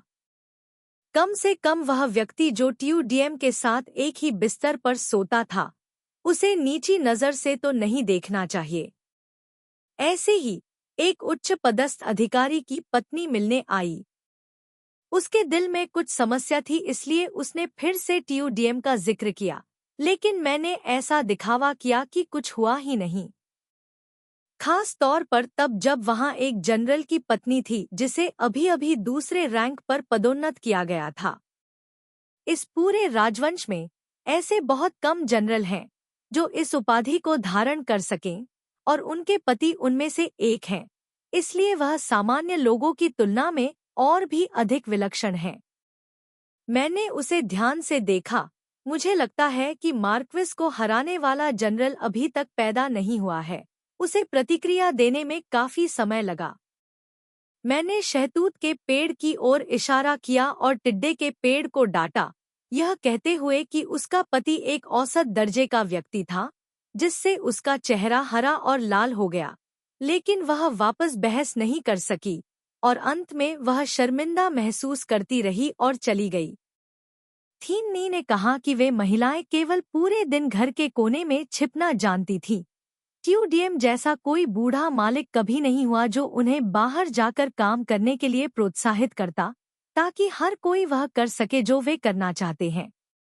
इसलिए बकवास करने के अलावा उन्हें नहीं पता कि और क्या करना है। मैं गर्म हाथ गर्म करने वाले को गले लगाता हूँ। सर्दियों के अंत में दिन बीतते देखता हूँ। बर्फ भारी मात्रा में गिर रही है। मैंने लोगों को समय पर सफाई करने के लिए कहा है। मुझे डर है कि जब टीयूडीएम देर रात को लौटेगी तो उसे चलने में परेशानी होगी। मैं दरवाजे के सामने मोमबत्ती की रोशनी को देखता हूँ, जो बर्फ के एक टुकड़े को ढक रही है। अगर आप कहते हैं कि आप दयनीय हैं, तो दुनिया में बहुत से गरीब लोग हैं जिनके पास खाने के लिए भोजन नहीं है। यदि आप कहते हैं कि वे दयनीय नहीं हैं, तो वे सभी बचपन से ही बिगड़ी हुई लड़कियां हैं और अपने पूरे जीवन में उनमें से बहुत सी अपनी पसंद के पति से शादी नहीं कर पाती हैं। लेकिन सिर्फ एक अच्छे इंसान से शादी करना ही काफी नहीं है। दोनों पक्षों के बीच प्यार होना तो और भी दुर्लभ है। थीन नी ने मुझे दूसरा कोट पहनने में मदद की और मुझे अपने कमरे में वापस जाकर जल्दी सोने की सलाह दी। खुद को अंदर जाने के लिए कहते हुए मैं खुद को रोक नहीं पाया और घने अंधेरे में घूरता रहा। टीयूडीएम बहुत तेजी से चला गया। जब भी वह घर पर होता है, मैं हमेशा अस्पताल के दरवाजे से बाहर देखता हूँ। जैसे ही वह अपना काम खत्म करता है, वह हवा में उड़कर घर चला जाता है। पलक झपकते ही वह आंगन के दरवाजे से लेकर क्रैबएप्पल के पेड़ों तक जाने में सक्षम हो गया। वह पत्थर की सीढ़ियों पर 2 या 3 कदम ऊपर चढ़ जाता और मुझे गले लगा लेता।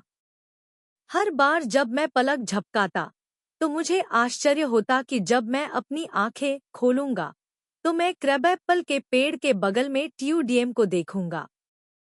मुझे बस उसे जीवित रहने और घर लौटने की जरूरत थी। भले ही आपके हाथ, पैर, कान या आंखें न हों, तो भी यह ठीक है। मैं उनका समर्थन कर सकता हूँ। उन्हें युद्ध पर गए 4 महीने हो गए हैं और मुझे कोई खबर नहीं मिली है। यह लड़ाई इतनी गुप्त थी कि इसकी एक छोटी सी खबर भी बाहर नहीं आई। नए साल की पूर्व संध्या तक थिएन नी और मैं साल के आखिरी पल तक जागते रहे और क्षितिज को गुलाबी रंग में रंगती आतिशबाजी देखी। उस समय मुझे नहीं पता था कि मैं इतना घबरा क्यों गया था कि मेरे हाथ पैर कांप रहे थे। मैंने थिएन नी का हाथ कसकर पकड़ लिया। ऐसा महसूस हो रहा था कि मेरी दाढ़ें गिर रही हैं।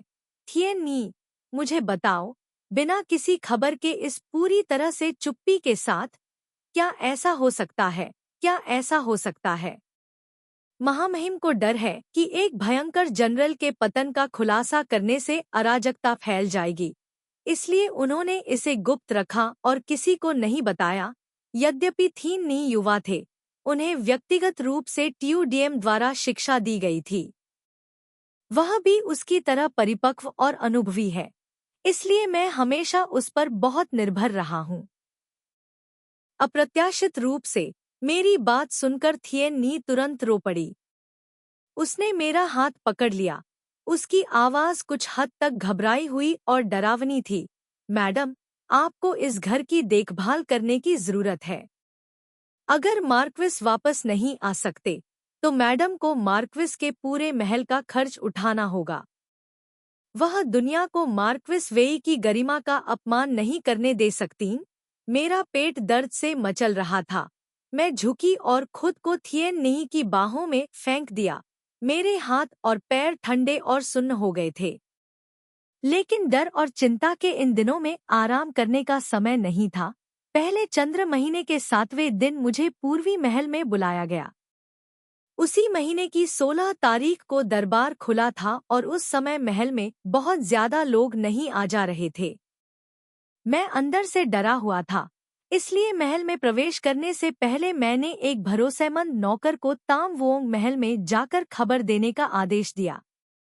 यदि क्राउन प्रिंस वास्तव में मुझे छूने की हिम्मत करता है, तो मुझे उम्मीद है कि तीसरा राजकुमार मदद करेगा। पूर्वी महल, पूर्वी महल, शहर के पूर्व की ओर का महल जहां चांद सबसे चमकीला चमकता है।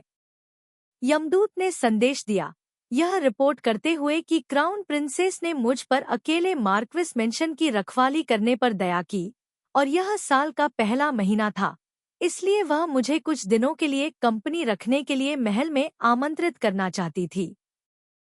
क्राउन प्रिंसेस और मैं पहले कभी नहीं मिले हैं, भले ही वह गुण के लिए प्रतिष्ठा रखती हो। ये शब्द बहुत मजबूर हैं।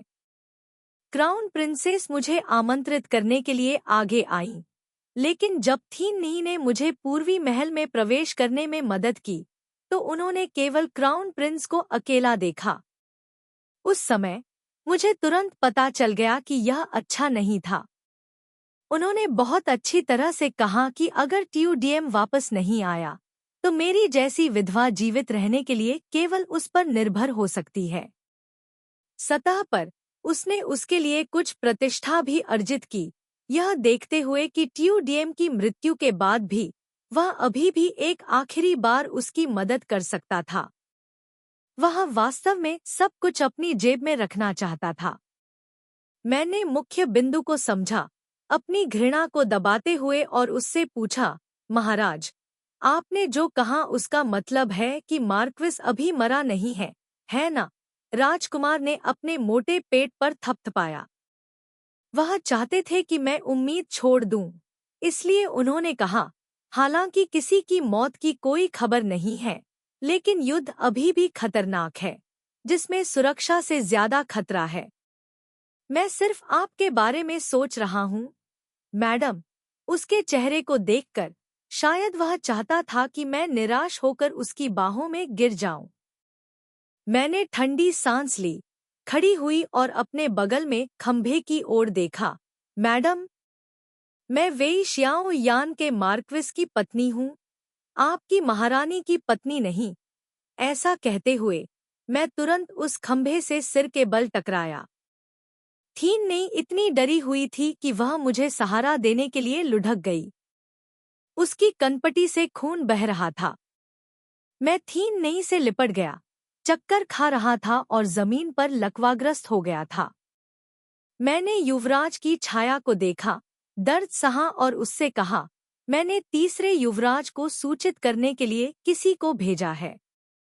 अगर मैं आज पूर्वी महल से जीवित नहीं निकल पाया, तो वह यह खबर फैला देगा कि महामहिम क्राउन प्रिंस उस महिला को परेशान करने और उसे मौत के घाट उतारने की साजिश रच रहे हैं।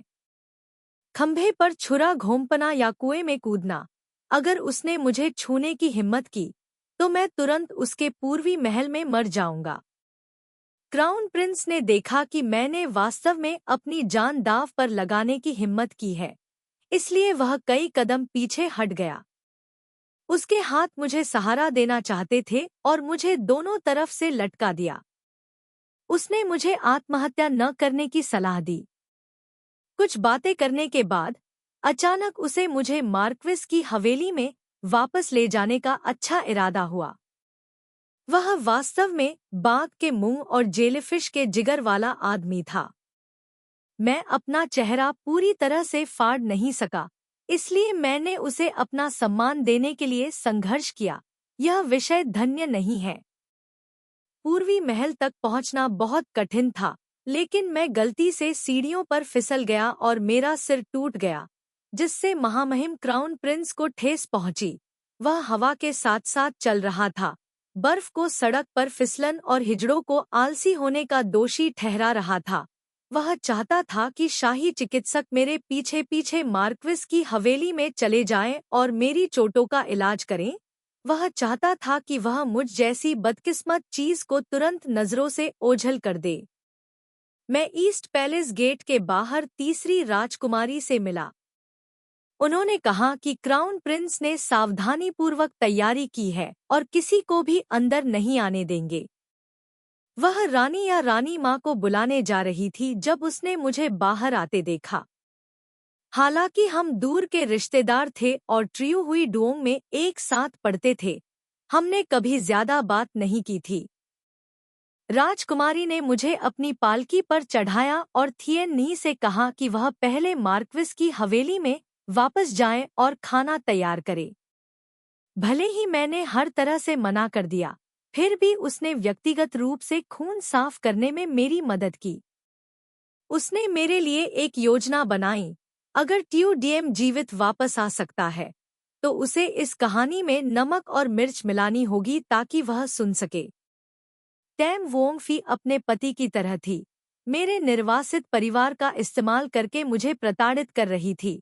ऐसी शिकायत जिसे सुनकर लॉर्ड वैन और उनकी पत्नी का दिल टूट जाएगा। ये राजकुमार और राजकुमारियां अपने गुणों के लिए जाने जाते हैं, फिर भी वे सभी गंदे और घृणित काम करते हैं। मैं खुद को टायोडियम के बारे में सोचने से नहीं रोक पाता। उसकी दुष्ट छवि पूरी दुनिया में प्रसिद्ध है, लेकिन वह दुनिया का सबसे निर्दोष व्यक्ति है। लेकिन ऐसे नेक इंसान को न तो जीना आता था और न ही मरना। उनमें से हर कोई बुरे इरादों से भरा हुआ था, और वे यह योजना बना रहे थे कि अगर टीओडीएम वापस आ गई तो क्या करना है, और अगर वह वापस नहीं आई तो क्या करना है। जहां तक मेरा सवाल है, मैं इसके बारे में एक पल भी सोचने की हिम्मत नहीं कर पाया। चाहे मैं कुछ भी सोचूं, मेरे अंदर के टुकड़े टुकड़े हो चुके थे। फरवरी के वसंत में खबर वापस आई। उस समय मैं नई चाय की कोशिश कर रहा था और मेरा हाथ घबराहट में कांप गया, जिससे सफेद जेड चाय का प्याला गिर गया, जिससे टूटे हुए टुकड़े जमीन पर बिखर गए। थिन नी ने सैनिकों को आदेश दिया कि वे धीरे से बोलें, मुझे डराए नहीं महोदया। यह जीत की खबर है, जीत की खबर है। मार्क्विस विजय होकर लौटे और उन्होंने 3 राजवंशों के दौरान खोए गए 9 दक्षिण पश्चिमी शहरों को पुनः प्राप्त कर लिया। मेरा पूरा शरीर कांप रहा था, मैं हंस रही थी और आंसू पोंछ रही थी। ऐसा लग रहा था जैसे मेरी सारी ताकत एक झटके में खत्म हो गई हो। मैं अब और नहीं टिक सका, मेरा लकवाग्रस्त शरीर जमीन पर गिर गया। थिएन नी जल्दी से नीचे बैठ गई और मेरे हाथ को देखा जो टूटे हुए टुकड़ों से कटा हुआ था। मैंने उसका कंधा पकड़ा और पाया कि वह भी मेरी तरह खुशी से रो रही थी। थिएन नी, वह अभी भी जीवित है, वह अभी भी जीवित है। जैसे आकाश अचानक काला पड़ गया, केवल एक पल में फिर से साफ और नीला हो गया। दुनिया घूम रही थी, और बस इतना ही। क्राउन प्रिंस ने सबसे पहले अपना सम्मान व्यक्त किया और साथ ही साथ दर्जनों उपहारों की पेटियां भी भेजीं। हुम्फ, वह कौन है? मैं इतने समय से पश्चिमी उद्यान में रह रहा हूँ और दरवाजे के बाहर एक पहरेदार कुत्ता है। देखो, कुत्ता भी मेरी तरफ देखता तक नहीं। मैंने थिन नी से कहा, पीले कुत्ते की ओर इशारा करते हुए जो लोहे की जंजीर से भागने की कोशिश कर रहा था। थिन नी ने मुझसे पूछा कि मैं मार्क्विस को इसके बारे में कब बताऊंगा। दरअसल मैं अभी भी हिचकिचा रहा था। मुझे डर है कि अगर मैं यह बात नहीं कहूंगा तो मुझे नुकसान उठाना पड़ेगा। अगर मैं यह बात कहूंगा तो मुझे डर है कि हम दोनों तीसरे राजकुमार के मोहरे बन जाएंगे। अगर वह इस वजह से क्राउन प्रिंस के प्रति शत्रुतापूर्ण हो जाता है तो एक बड़ी समस्या से बचना मुश्किल होगा। एक लंबी चुप्पी के बाद मैंने थिएन नी से कहा कि वह अपने मंदिरों पर और पाउडर लगाएं और बस इतना कहा, चलो, मार्क्विस ने राजा की सेवा समाप्त कर ली होगी और महल छोड़ने वाला है। हमें पहले उनके घर आने पर स्वागत की तैयारी करनी चाहिए। शायद इसलिए कि मुझे उसकी बहुत याद आती है। जब मैं उसे देखता हूँ तो मुझे ज्यादा भावना महसूस नहीं होती। सूर्यास्त अभी भी जारी था। वह घोड़े पर ऊंचा बैठा था। उसका कवच अभी भी बदला नहीं था, तलवार के निशानों से भरा हुआ था। उसने घोड़े को नियंत्रित करके मेरे पास रोका और मेरे पास पहुंचा। बूढ़े की आंखें अभी भी पहले की तरह चमकीली और खूबसूरत थी। हालांकि वह पूरी तरह से घायल था, फिर भी उसकी ताकत बहुत ज्यादा थी। उसने अपना हाथ उठाया और मुझे अपनी बाहों में थामने में सक्षम था। उसके बड़े हाथ मुझे घेरे हुए थे। अचानक मुझ पर सुरक्षा की एक जानी पहचानी भावना छा गई। मैंने कई बार सोचा था, जब हम फिर मिलेंगे तो मैं क्या कहूँगा। वसंत की धूप में डूबे हुए उसके साथ नदी के किनारे घोड़े पर सवार होकर अचानक लगा कि और कुछ कहने की जरूरत नहीं है। जिस जगह से हवा निकलती थी वहां हरा भरा रंग लगभग अदृश्य हो गया था। उसने अपने घोड़े को हवा रोकने वाली ढलान के पीछे रोक दिया, मुझे गले लगाया और मुझे खींचकर सूखी घास पर लिटा दिया ताकि मैं नारंगीलाल दोपहर का सूरज देख सकूं। उसने अपना हेलमेट उतार दिया। उसके गाल के ठीक बगल में एक घाव था, लेकिन वह बहुत शांत दिख रहा था। उसके हाथ उसके सिर के पीछे थे। उसकी आंखें सूरज की तेज रोशनी से सिकुड़ी हुई थी।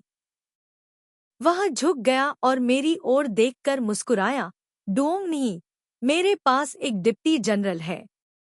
उसने मुझे बताया कि एक बार उसने चाय की दुकान पर उसकी बनाई सेब की पाई खाई थी।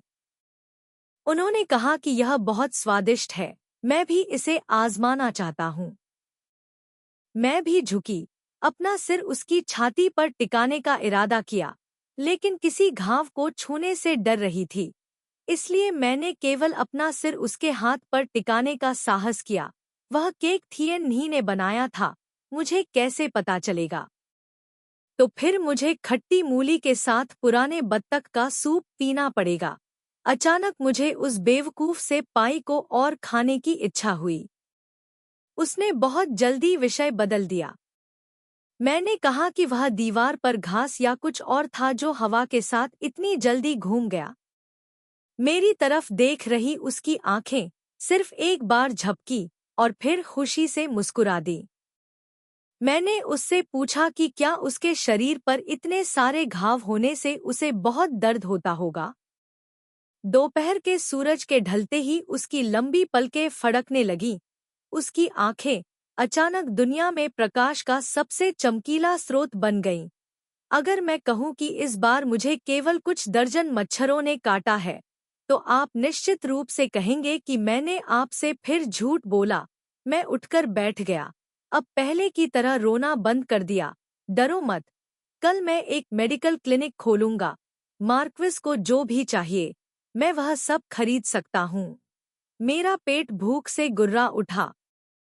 टीओडीएम ने यह सुना और तुरंत उठ खड़ा हुआ, मुझे घोड़े पर बिठाया और हवेली में वापस आ गया। उसने कहा कि मेरी जैसी पत्नी पाना भी उसका सौभाग्य है। मैं इतना खुश था कि मैं फूट फूट कर रोने लगा और शेखी बघाड़ते हुए बोला, डोंग नी के यहाँ होने से अब से मार्क्विस को केवल अपने बुढ़ापे की देखभाल करने की चिंता करनी होगी। आपको उस शब्द का उपयोग करने की आवश्यकता क्यों है? मार्क्विस के पास केवल 37 हैं। जिस स्थान पर हवा चलती है, वहां दूर से घास का रंग देखा जा सकता है, लेकिन पास से कुछ भी नहीं है। वाक्य का दूसरा भाग हान यू द्वारा अर्ली स्प्रिंग लिटिल रेन से उद्धृत किया गया है। इसका अर्थ यह है कि दूर से आप घास का रंग देखते हैं, लेकिन पास से कुछ भी नहीं है। अध्याय 5 पूर्ण। भाग 5। मार्क्विस की हवेली में लौटते हुए मैं उत्साह से टीओडीएम के लिए व्यक्तिगत रूप से खाना पकाने के लिए रसोई में चला गया। उसने अपने कपड़े बदले, चेहरा धोया और बालों में कंघी की, फिर एक कप चाय लेकर स्टोव के पास बैठ गया ताकि मेरा साथ दे सके। मैंने कहा, कोई भी प्रथम श्रेणी का मार्क्विस रसोई में नहीं जाएगा। उन्होंने कहा कि मार्क्विस की पत्नी ने मेरी तरह सूप बनाया है, ऐसा कोई नहीं है। हंसते मजाक करते हुए अचानक उनके चेहरे का भाव बदल गया और वे तेजी से उस व्यक्ति की ओर चल दिए। चूंकि मेरा हाथ चम्मच पकड़ने में व्यस्त था, इसलिए मैं उसे सिर्फ एकटक देख पा रही थी। टीओडीएम ने हाथ बढ़ाकर मेरी कनपटी को छू लिया। दर्द के कारण मैं पीछे हट गई। तभी मुझे एहसास हुआ कि उसने मेरा धाव देख लिया है। मेरा दर्द देखकर उसने जल्दी से अपना हाथ पीछे खींच लिया। मेरे हाथ में पकड़ा चम्मच नौकरानी को वापस थमा दिया और मुझे खींचकर हॉल में ले गया। उसने मुझसे पूछा कि क्या हुआ। मैंने अपनी आंखें घुमाईं और इससे पहले कि मैं एक शब्द भी कह पाता, उसने थिएन नी को बुलाया। मैं देख रहा हूँ कि मैडम झूठ गढ़ना चाहती हैं, इसलिए थिएन नी, कृपया मुझे बताएं कि मैडम के माथे पर घाव कहाँ से आया। उसकी आंखों में गुस्सा साफ झलक रहा था।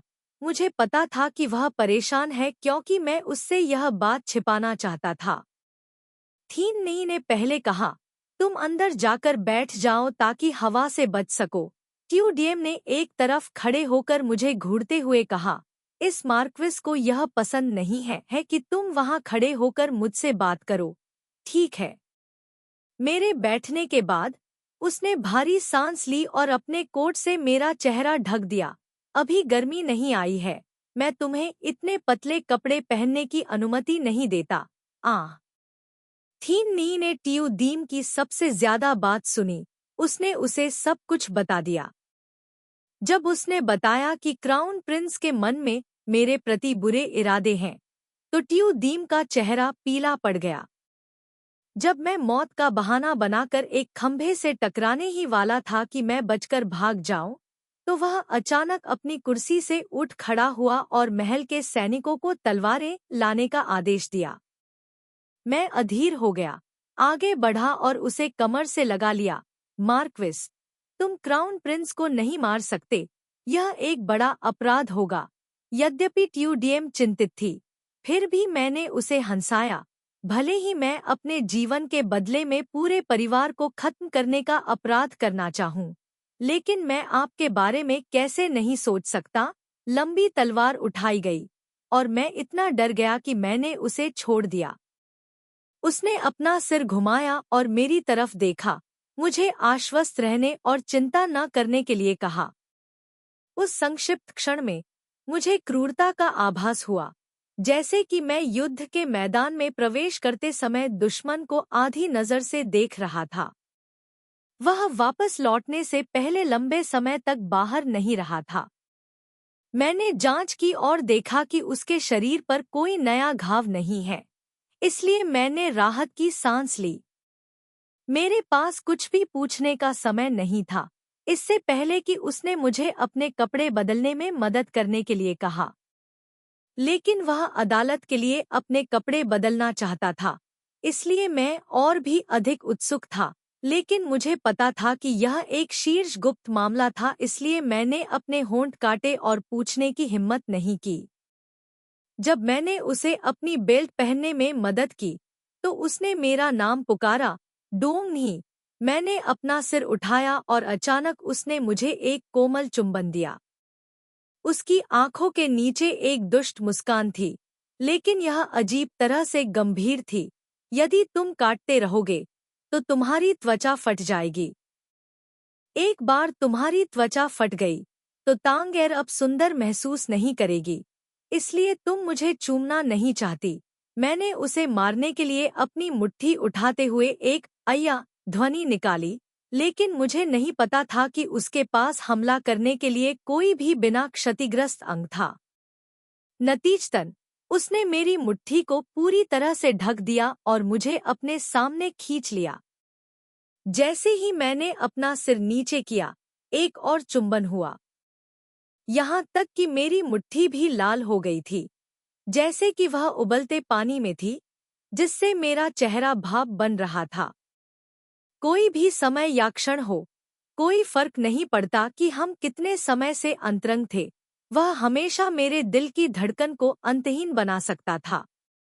मैं क्राउन प्रिंस द्वारा गुप्त रूप से एक रात के लिए उठाए गए मृत सैनिकों के समूह को अनुशासित करूंगा और सुविधाजनक रूप से थोड़ी शक्ति दिखाऊंगा और सभी को यह बताने के लिए हंगामा करूंगा कि क्या हो रहा है। उसने अपने लबादे के सामने का हिस्सा ठीक किया और अपने घोड़े पर चढ़ गया।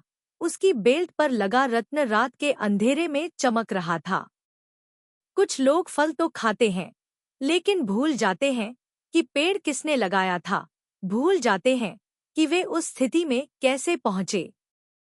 इस मार्क्विस के पास उसे याद दिलाने के अलावा कोई विकल्प नहीं था, ताकि उसे पता चले कि उसकी जगह लेने में सक्षम कई लोग हैं। जियाओ यान भोर में लौटा। उसी समय 2 शाही आदेश जारी किए गए।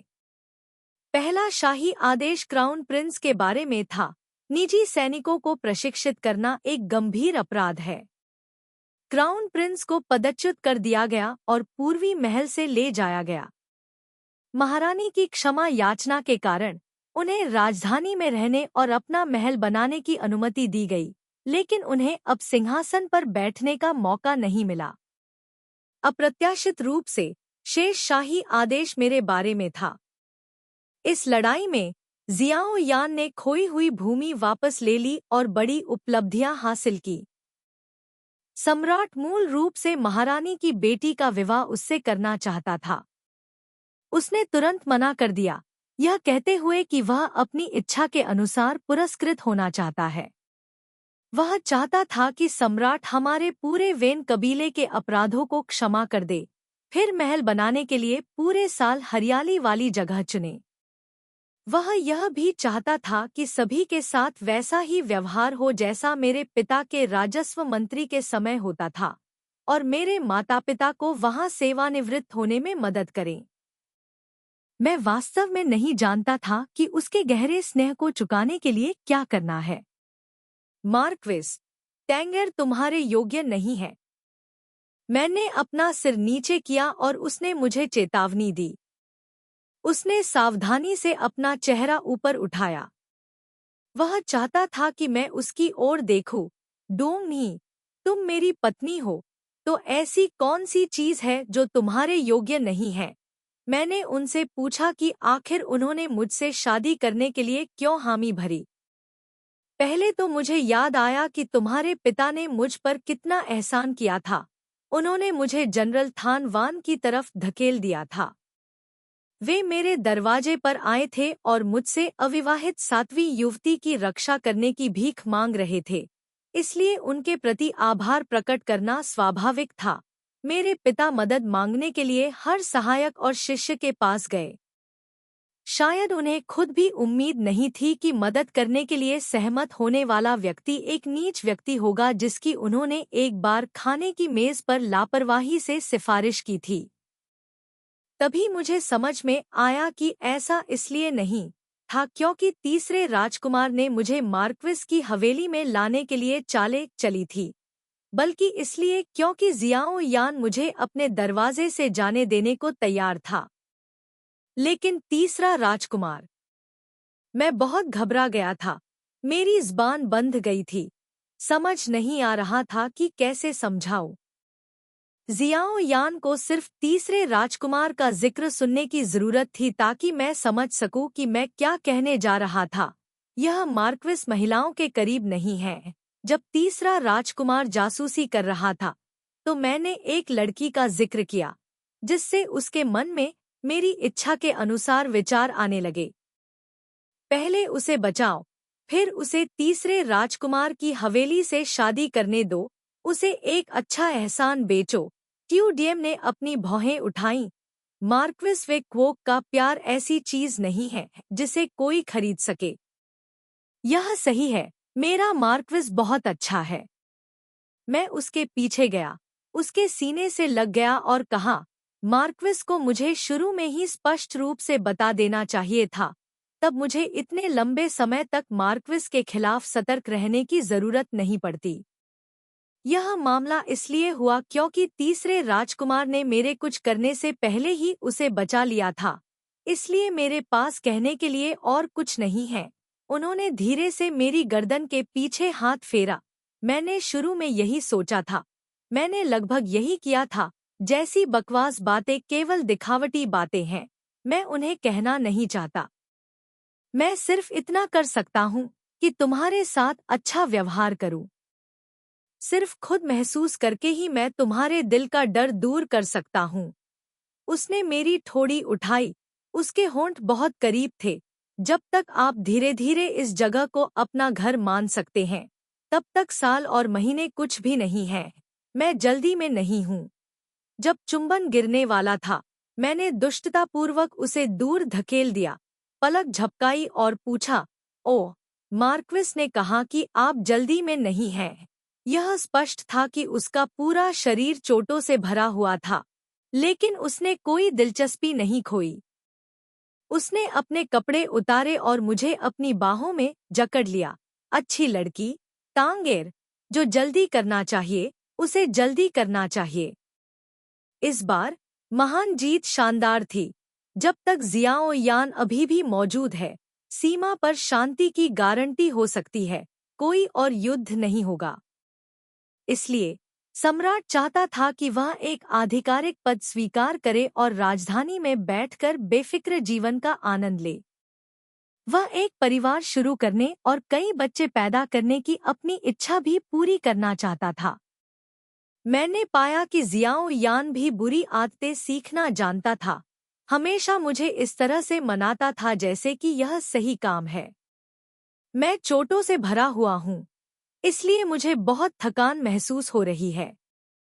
मैं बस तांगेर को सुलाना चाहता हूँ। गर्मियों की शुरुआत में अभी भी ठंड है।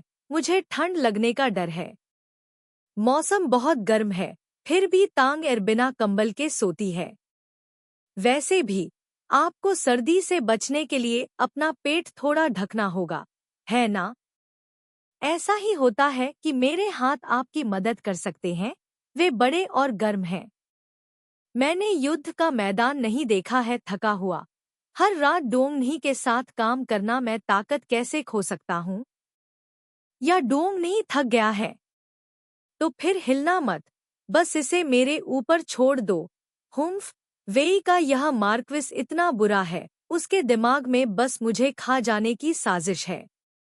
जियाओ यान का जन्मदिन जून में है। मैंने सब कुछ बहुत पहले से तैयार कर रखा है।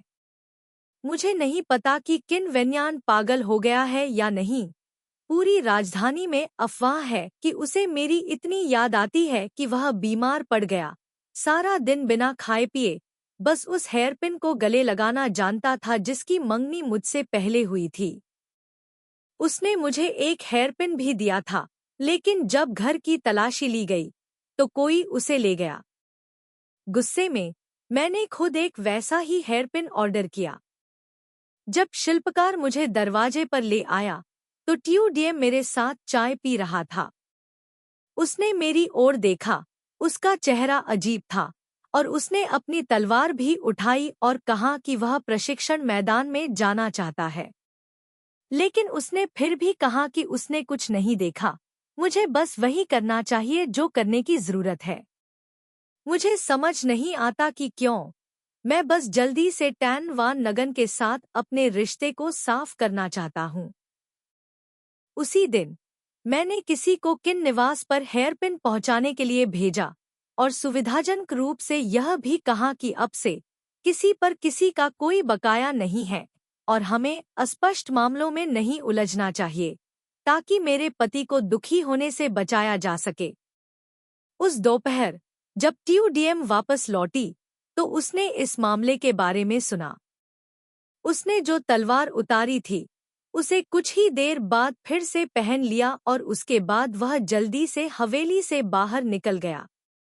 मैंने उसके बगल में खड़े नौकर से कहा कि वह फिर से पूछे। अजीब नौकर ने जवाब दिया।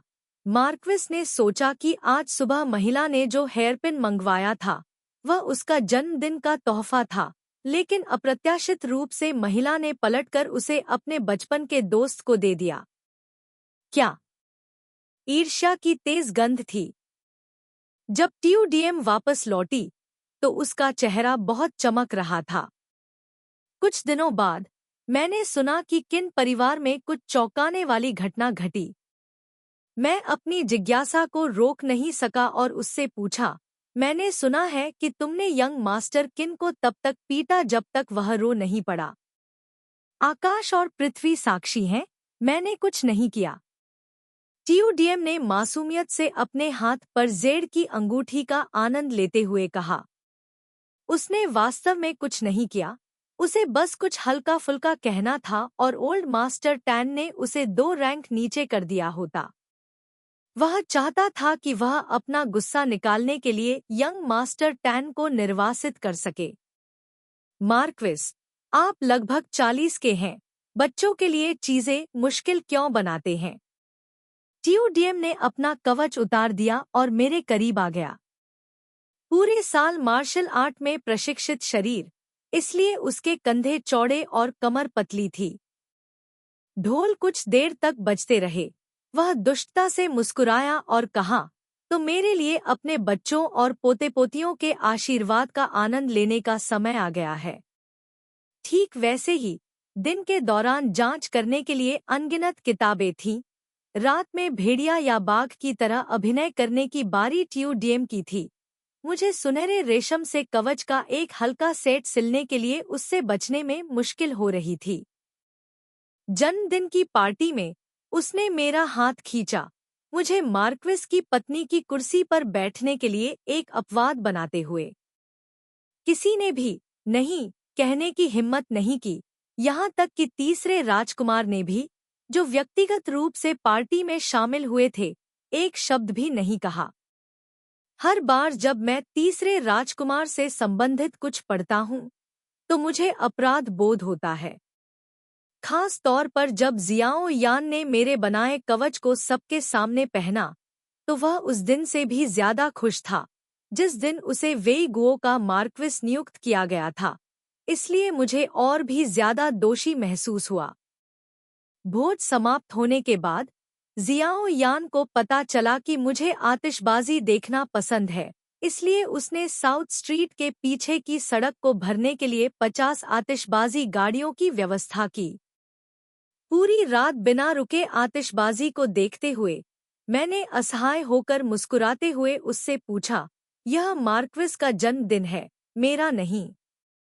तुम हमेशा वही काम क्यों करते हो जो मुझे पसंद है, और उस तरह दिखावा क्यों करते हो? मुझे यह पसंद है। वह मुस्कुराया, उसकी आंखें आधे चांद की तरह मुड़ गईं। युवावस्था में उसका कोई परिवार नहीं था और कम उम्र में ही वह एक सतर्क मार्क्विस बन गया। जब मार्क्विस के पास एक परिवार हुआ, तभी उसे अपना युवा हृदय वापस मिला। मेरी आंखों में अचानक इतना दर्द हुआ कि आंसू बारिश की तरह बहने लगे। महाराज, मैं सचमुच आपकी दया के योग्य नहीं हूँ। मैं तीसरे राजकुमार का जासूस हूँ। तुम्हें मुझे भगा देना चाहिए और किसी दूसरी लड़की से शादी कर लेनी चाहिए जो तुम्हारे लायक हो। एक पल के लिए पटाखे फूट गए। टीओडीएम की मुस्कान उसके होठों के कोने पर जम गई। वह अचानक जोर से हंस पड़ा, ठीक वैसे ही जैसे पहली बार हमारी मुलाकात हुई थी। उस समय उसने मेरी ओर शून्य दृष्टि से देखा, फिर अचानक प्रसन्नतापूर्वक मुस्कुरा दिया।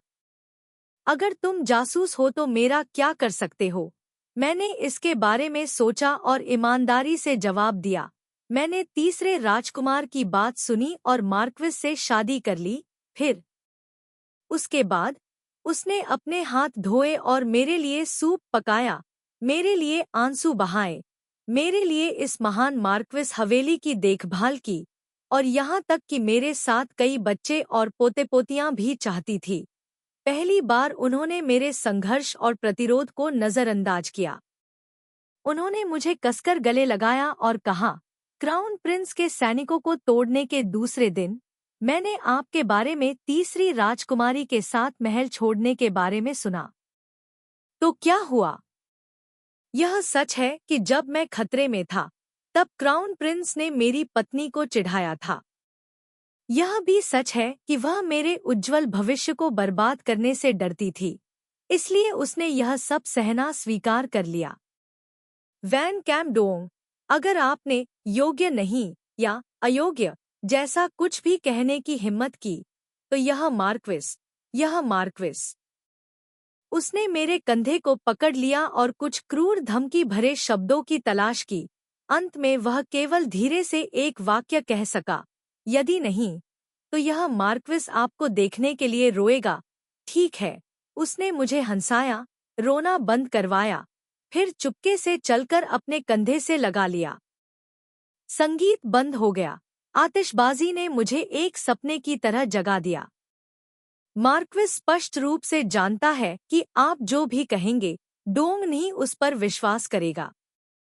यदि ऐसा है, तो मुझे जीवन भर आपसे भीख मांगनी पड़ेगी। अगले दिन टीओडीएम मुझे पहली पत्नी बनाने के लिए शाही आदेश मांगने के लिए महल में गई। अपने जीवन के अंत तक उनके पास केवल मैं ही उनका साथी था। हमारे कुल 3 लड़के और 2 लड़कियां थीं। जब हम बूढ़े हो गए, तो हम मेरे माता पिता के साथ रहने चले गए। बाद में टीओडीएम ने केवल घर के कामों पर ध्यान केंद्रित किया, दरबार के झगड़ों को छोड़ दिया। अंत में तीसरा राजकुमार ही सिंहासन पर बैठा। तीसरे राजकुमार ने हमेशा अपनी प्रतिष्ठा को महत्व दिया था, इसलिए उसने अपने मेधावी अधिकारियों और उनके परिवारों के साथ बहुत अच्छा व्यवहार किया और हमारे बच्चों को बहुत पुरस्कृत किया। जियांगन के पहाड़ और नदियां नरम और साफ थीं, और टीओडीएम हमेशा जवान रहे। यहाँ तक कि जब मैं अपने बीमार बिस्तर पर लेटी होती, तब भी वह मेरे लिए आंगन में फोंगलू की नृत्य कर सकता था।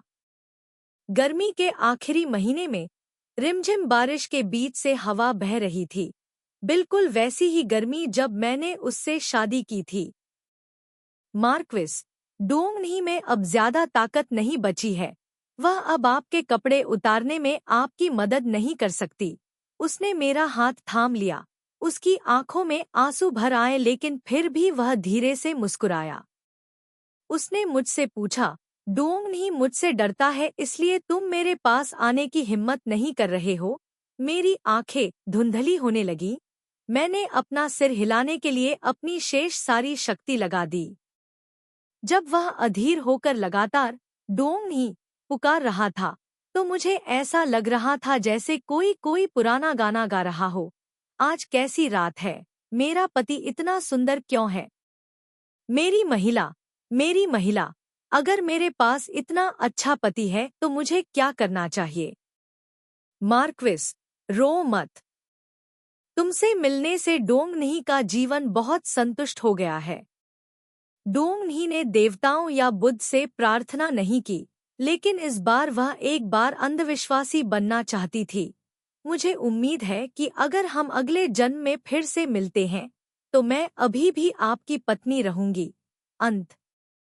ताहिएन की कविता वेस्ट लेक स्प्रिंग ह्यू का अंश। हान जातीय लोकगीत का अंश। लेखक अज्ञात। मूल पाठ एक नवविवाहित जोड़े के लिए एक चिढ़ाने वाला वाक्य है, जिसमें उससे पूछा गया है कि वे अपने प्रेमी के साथ कितने अंतरंग होंगे, इस खुशहाल पहली शादी की खुशी का आनंद लेंगे।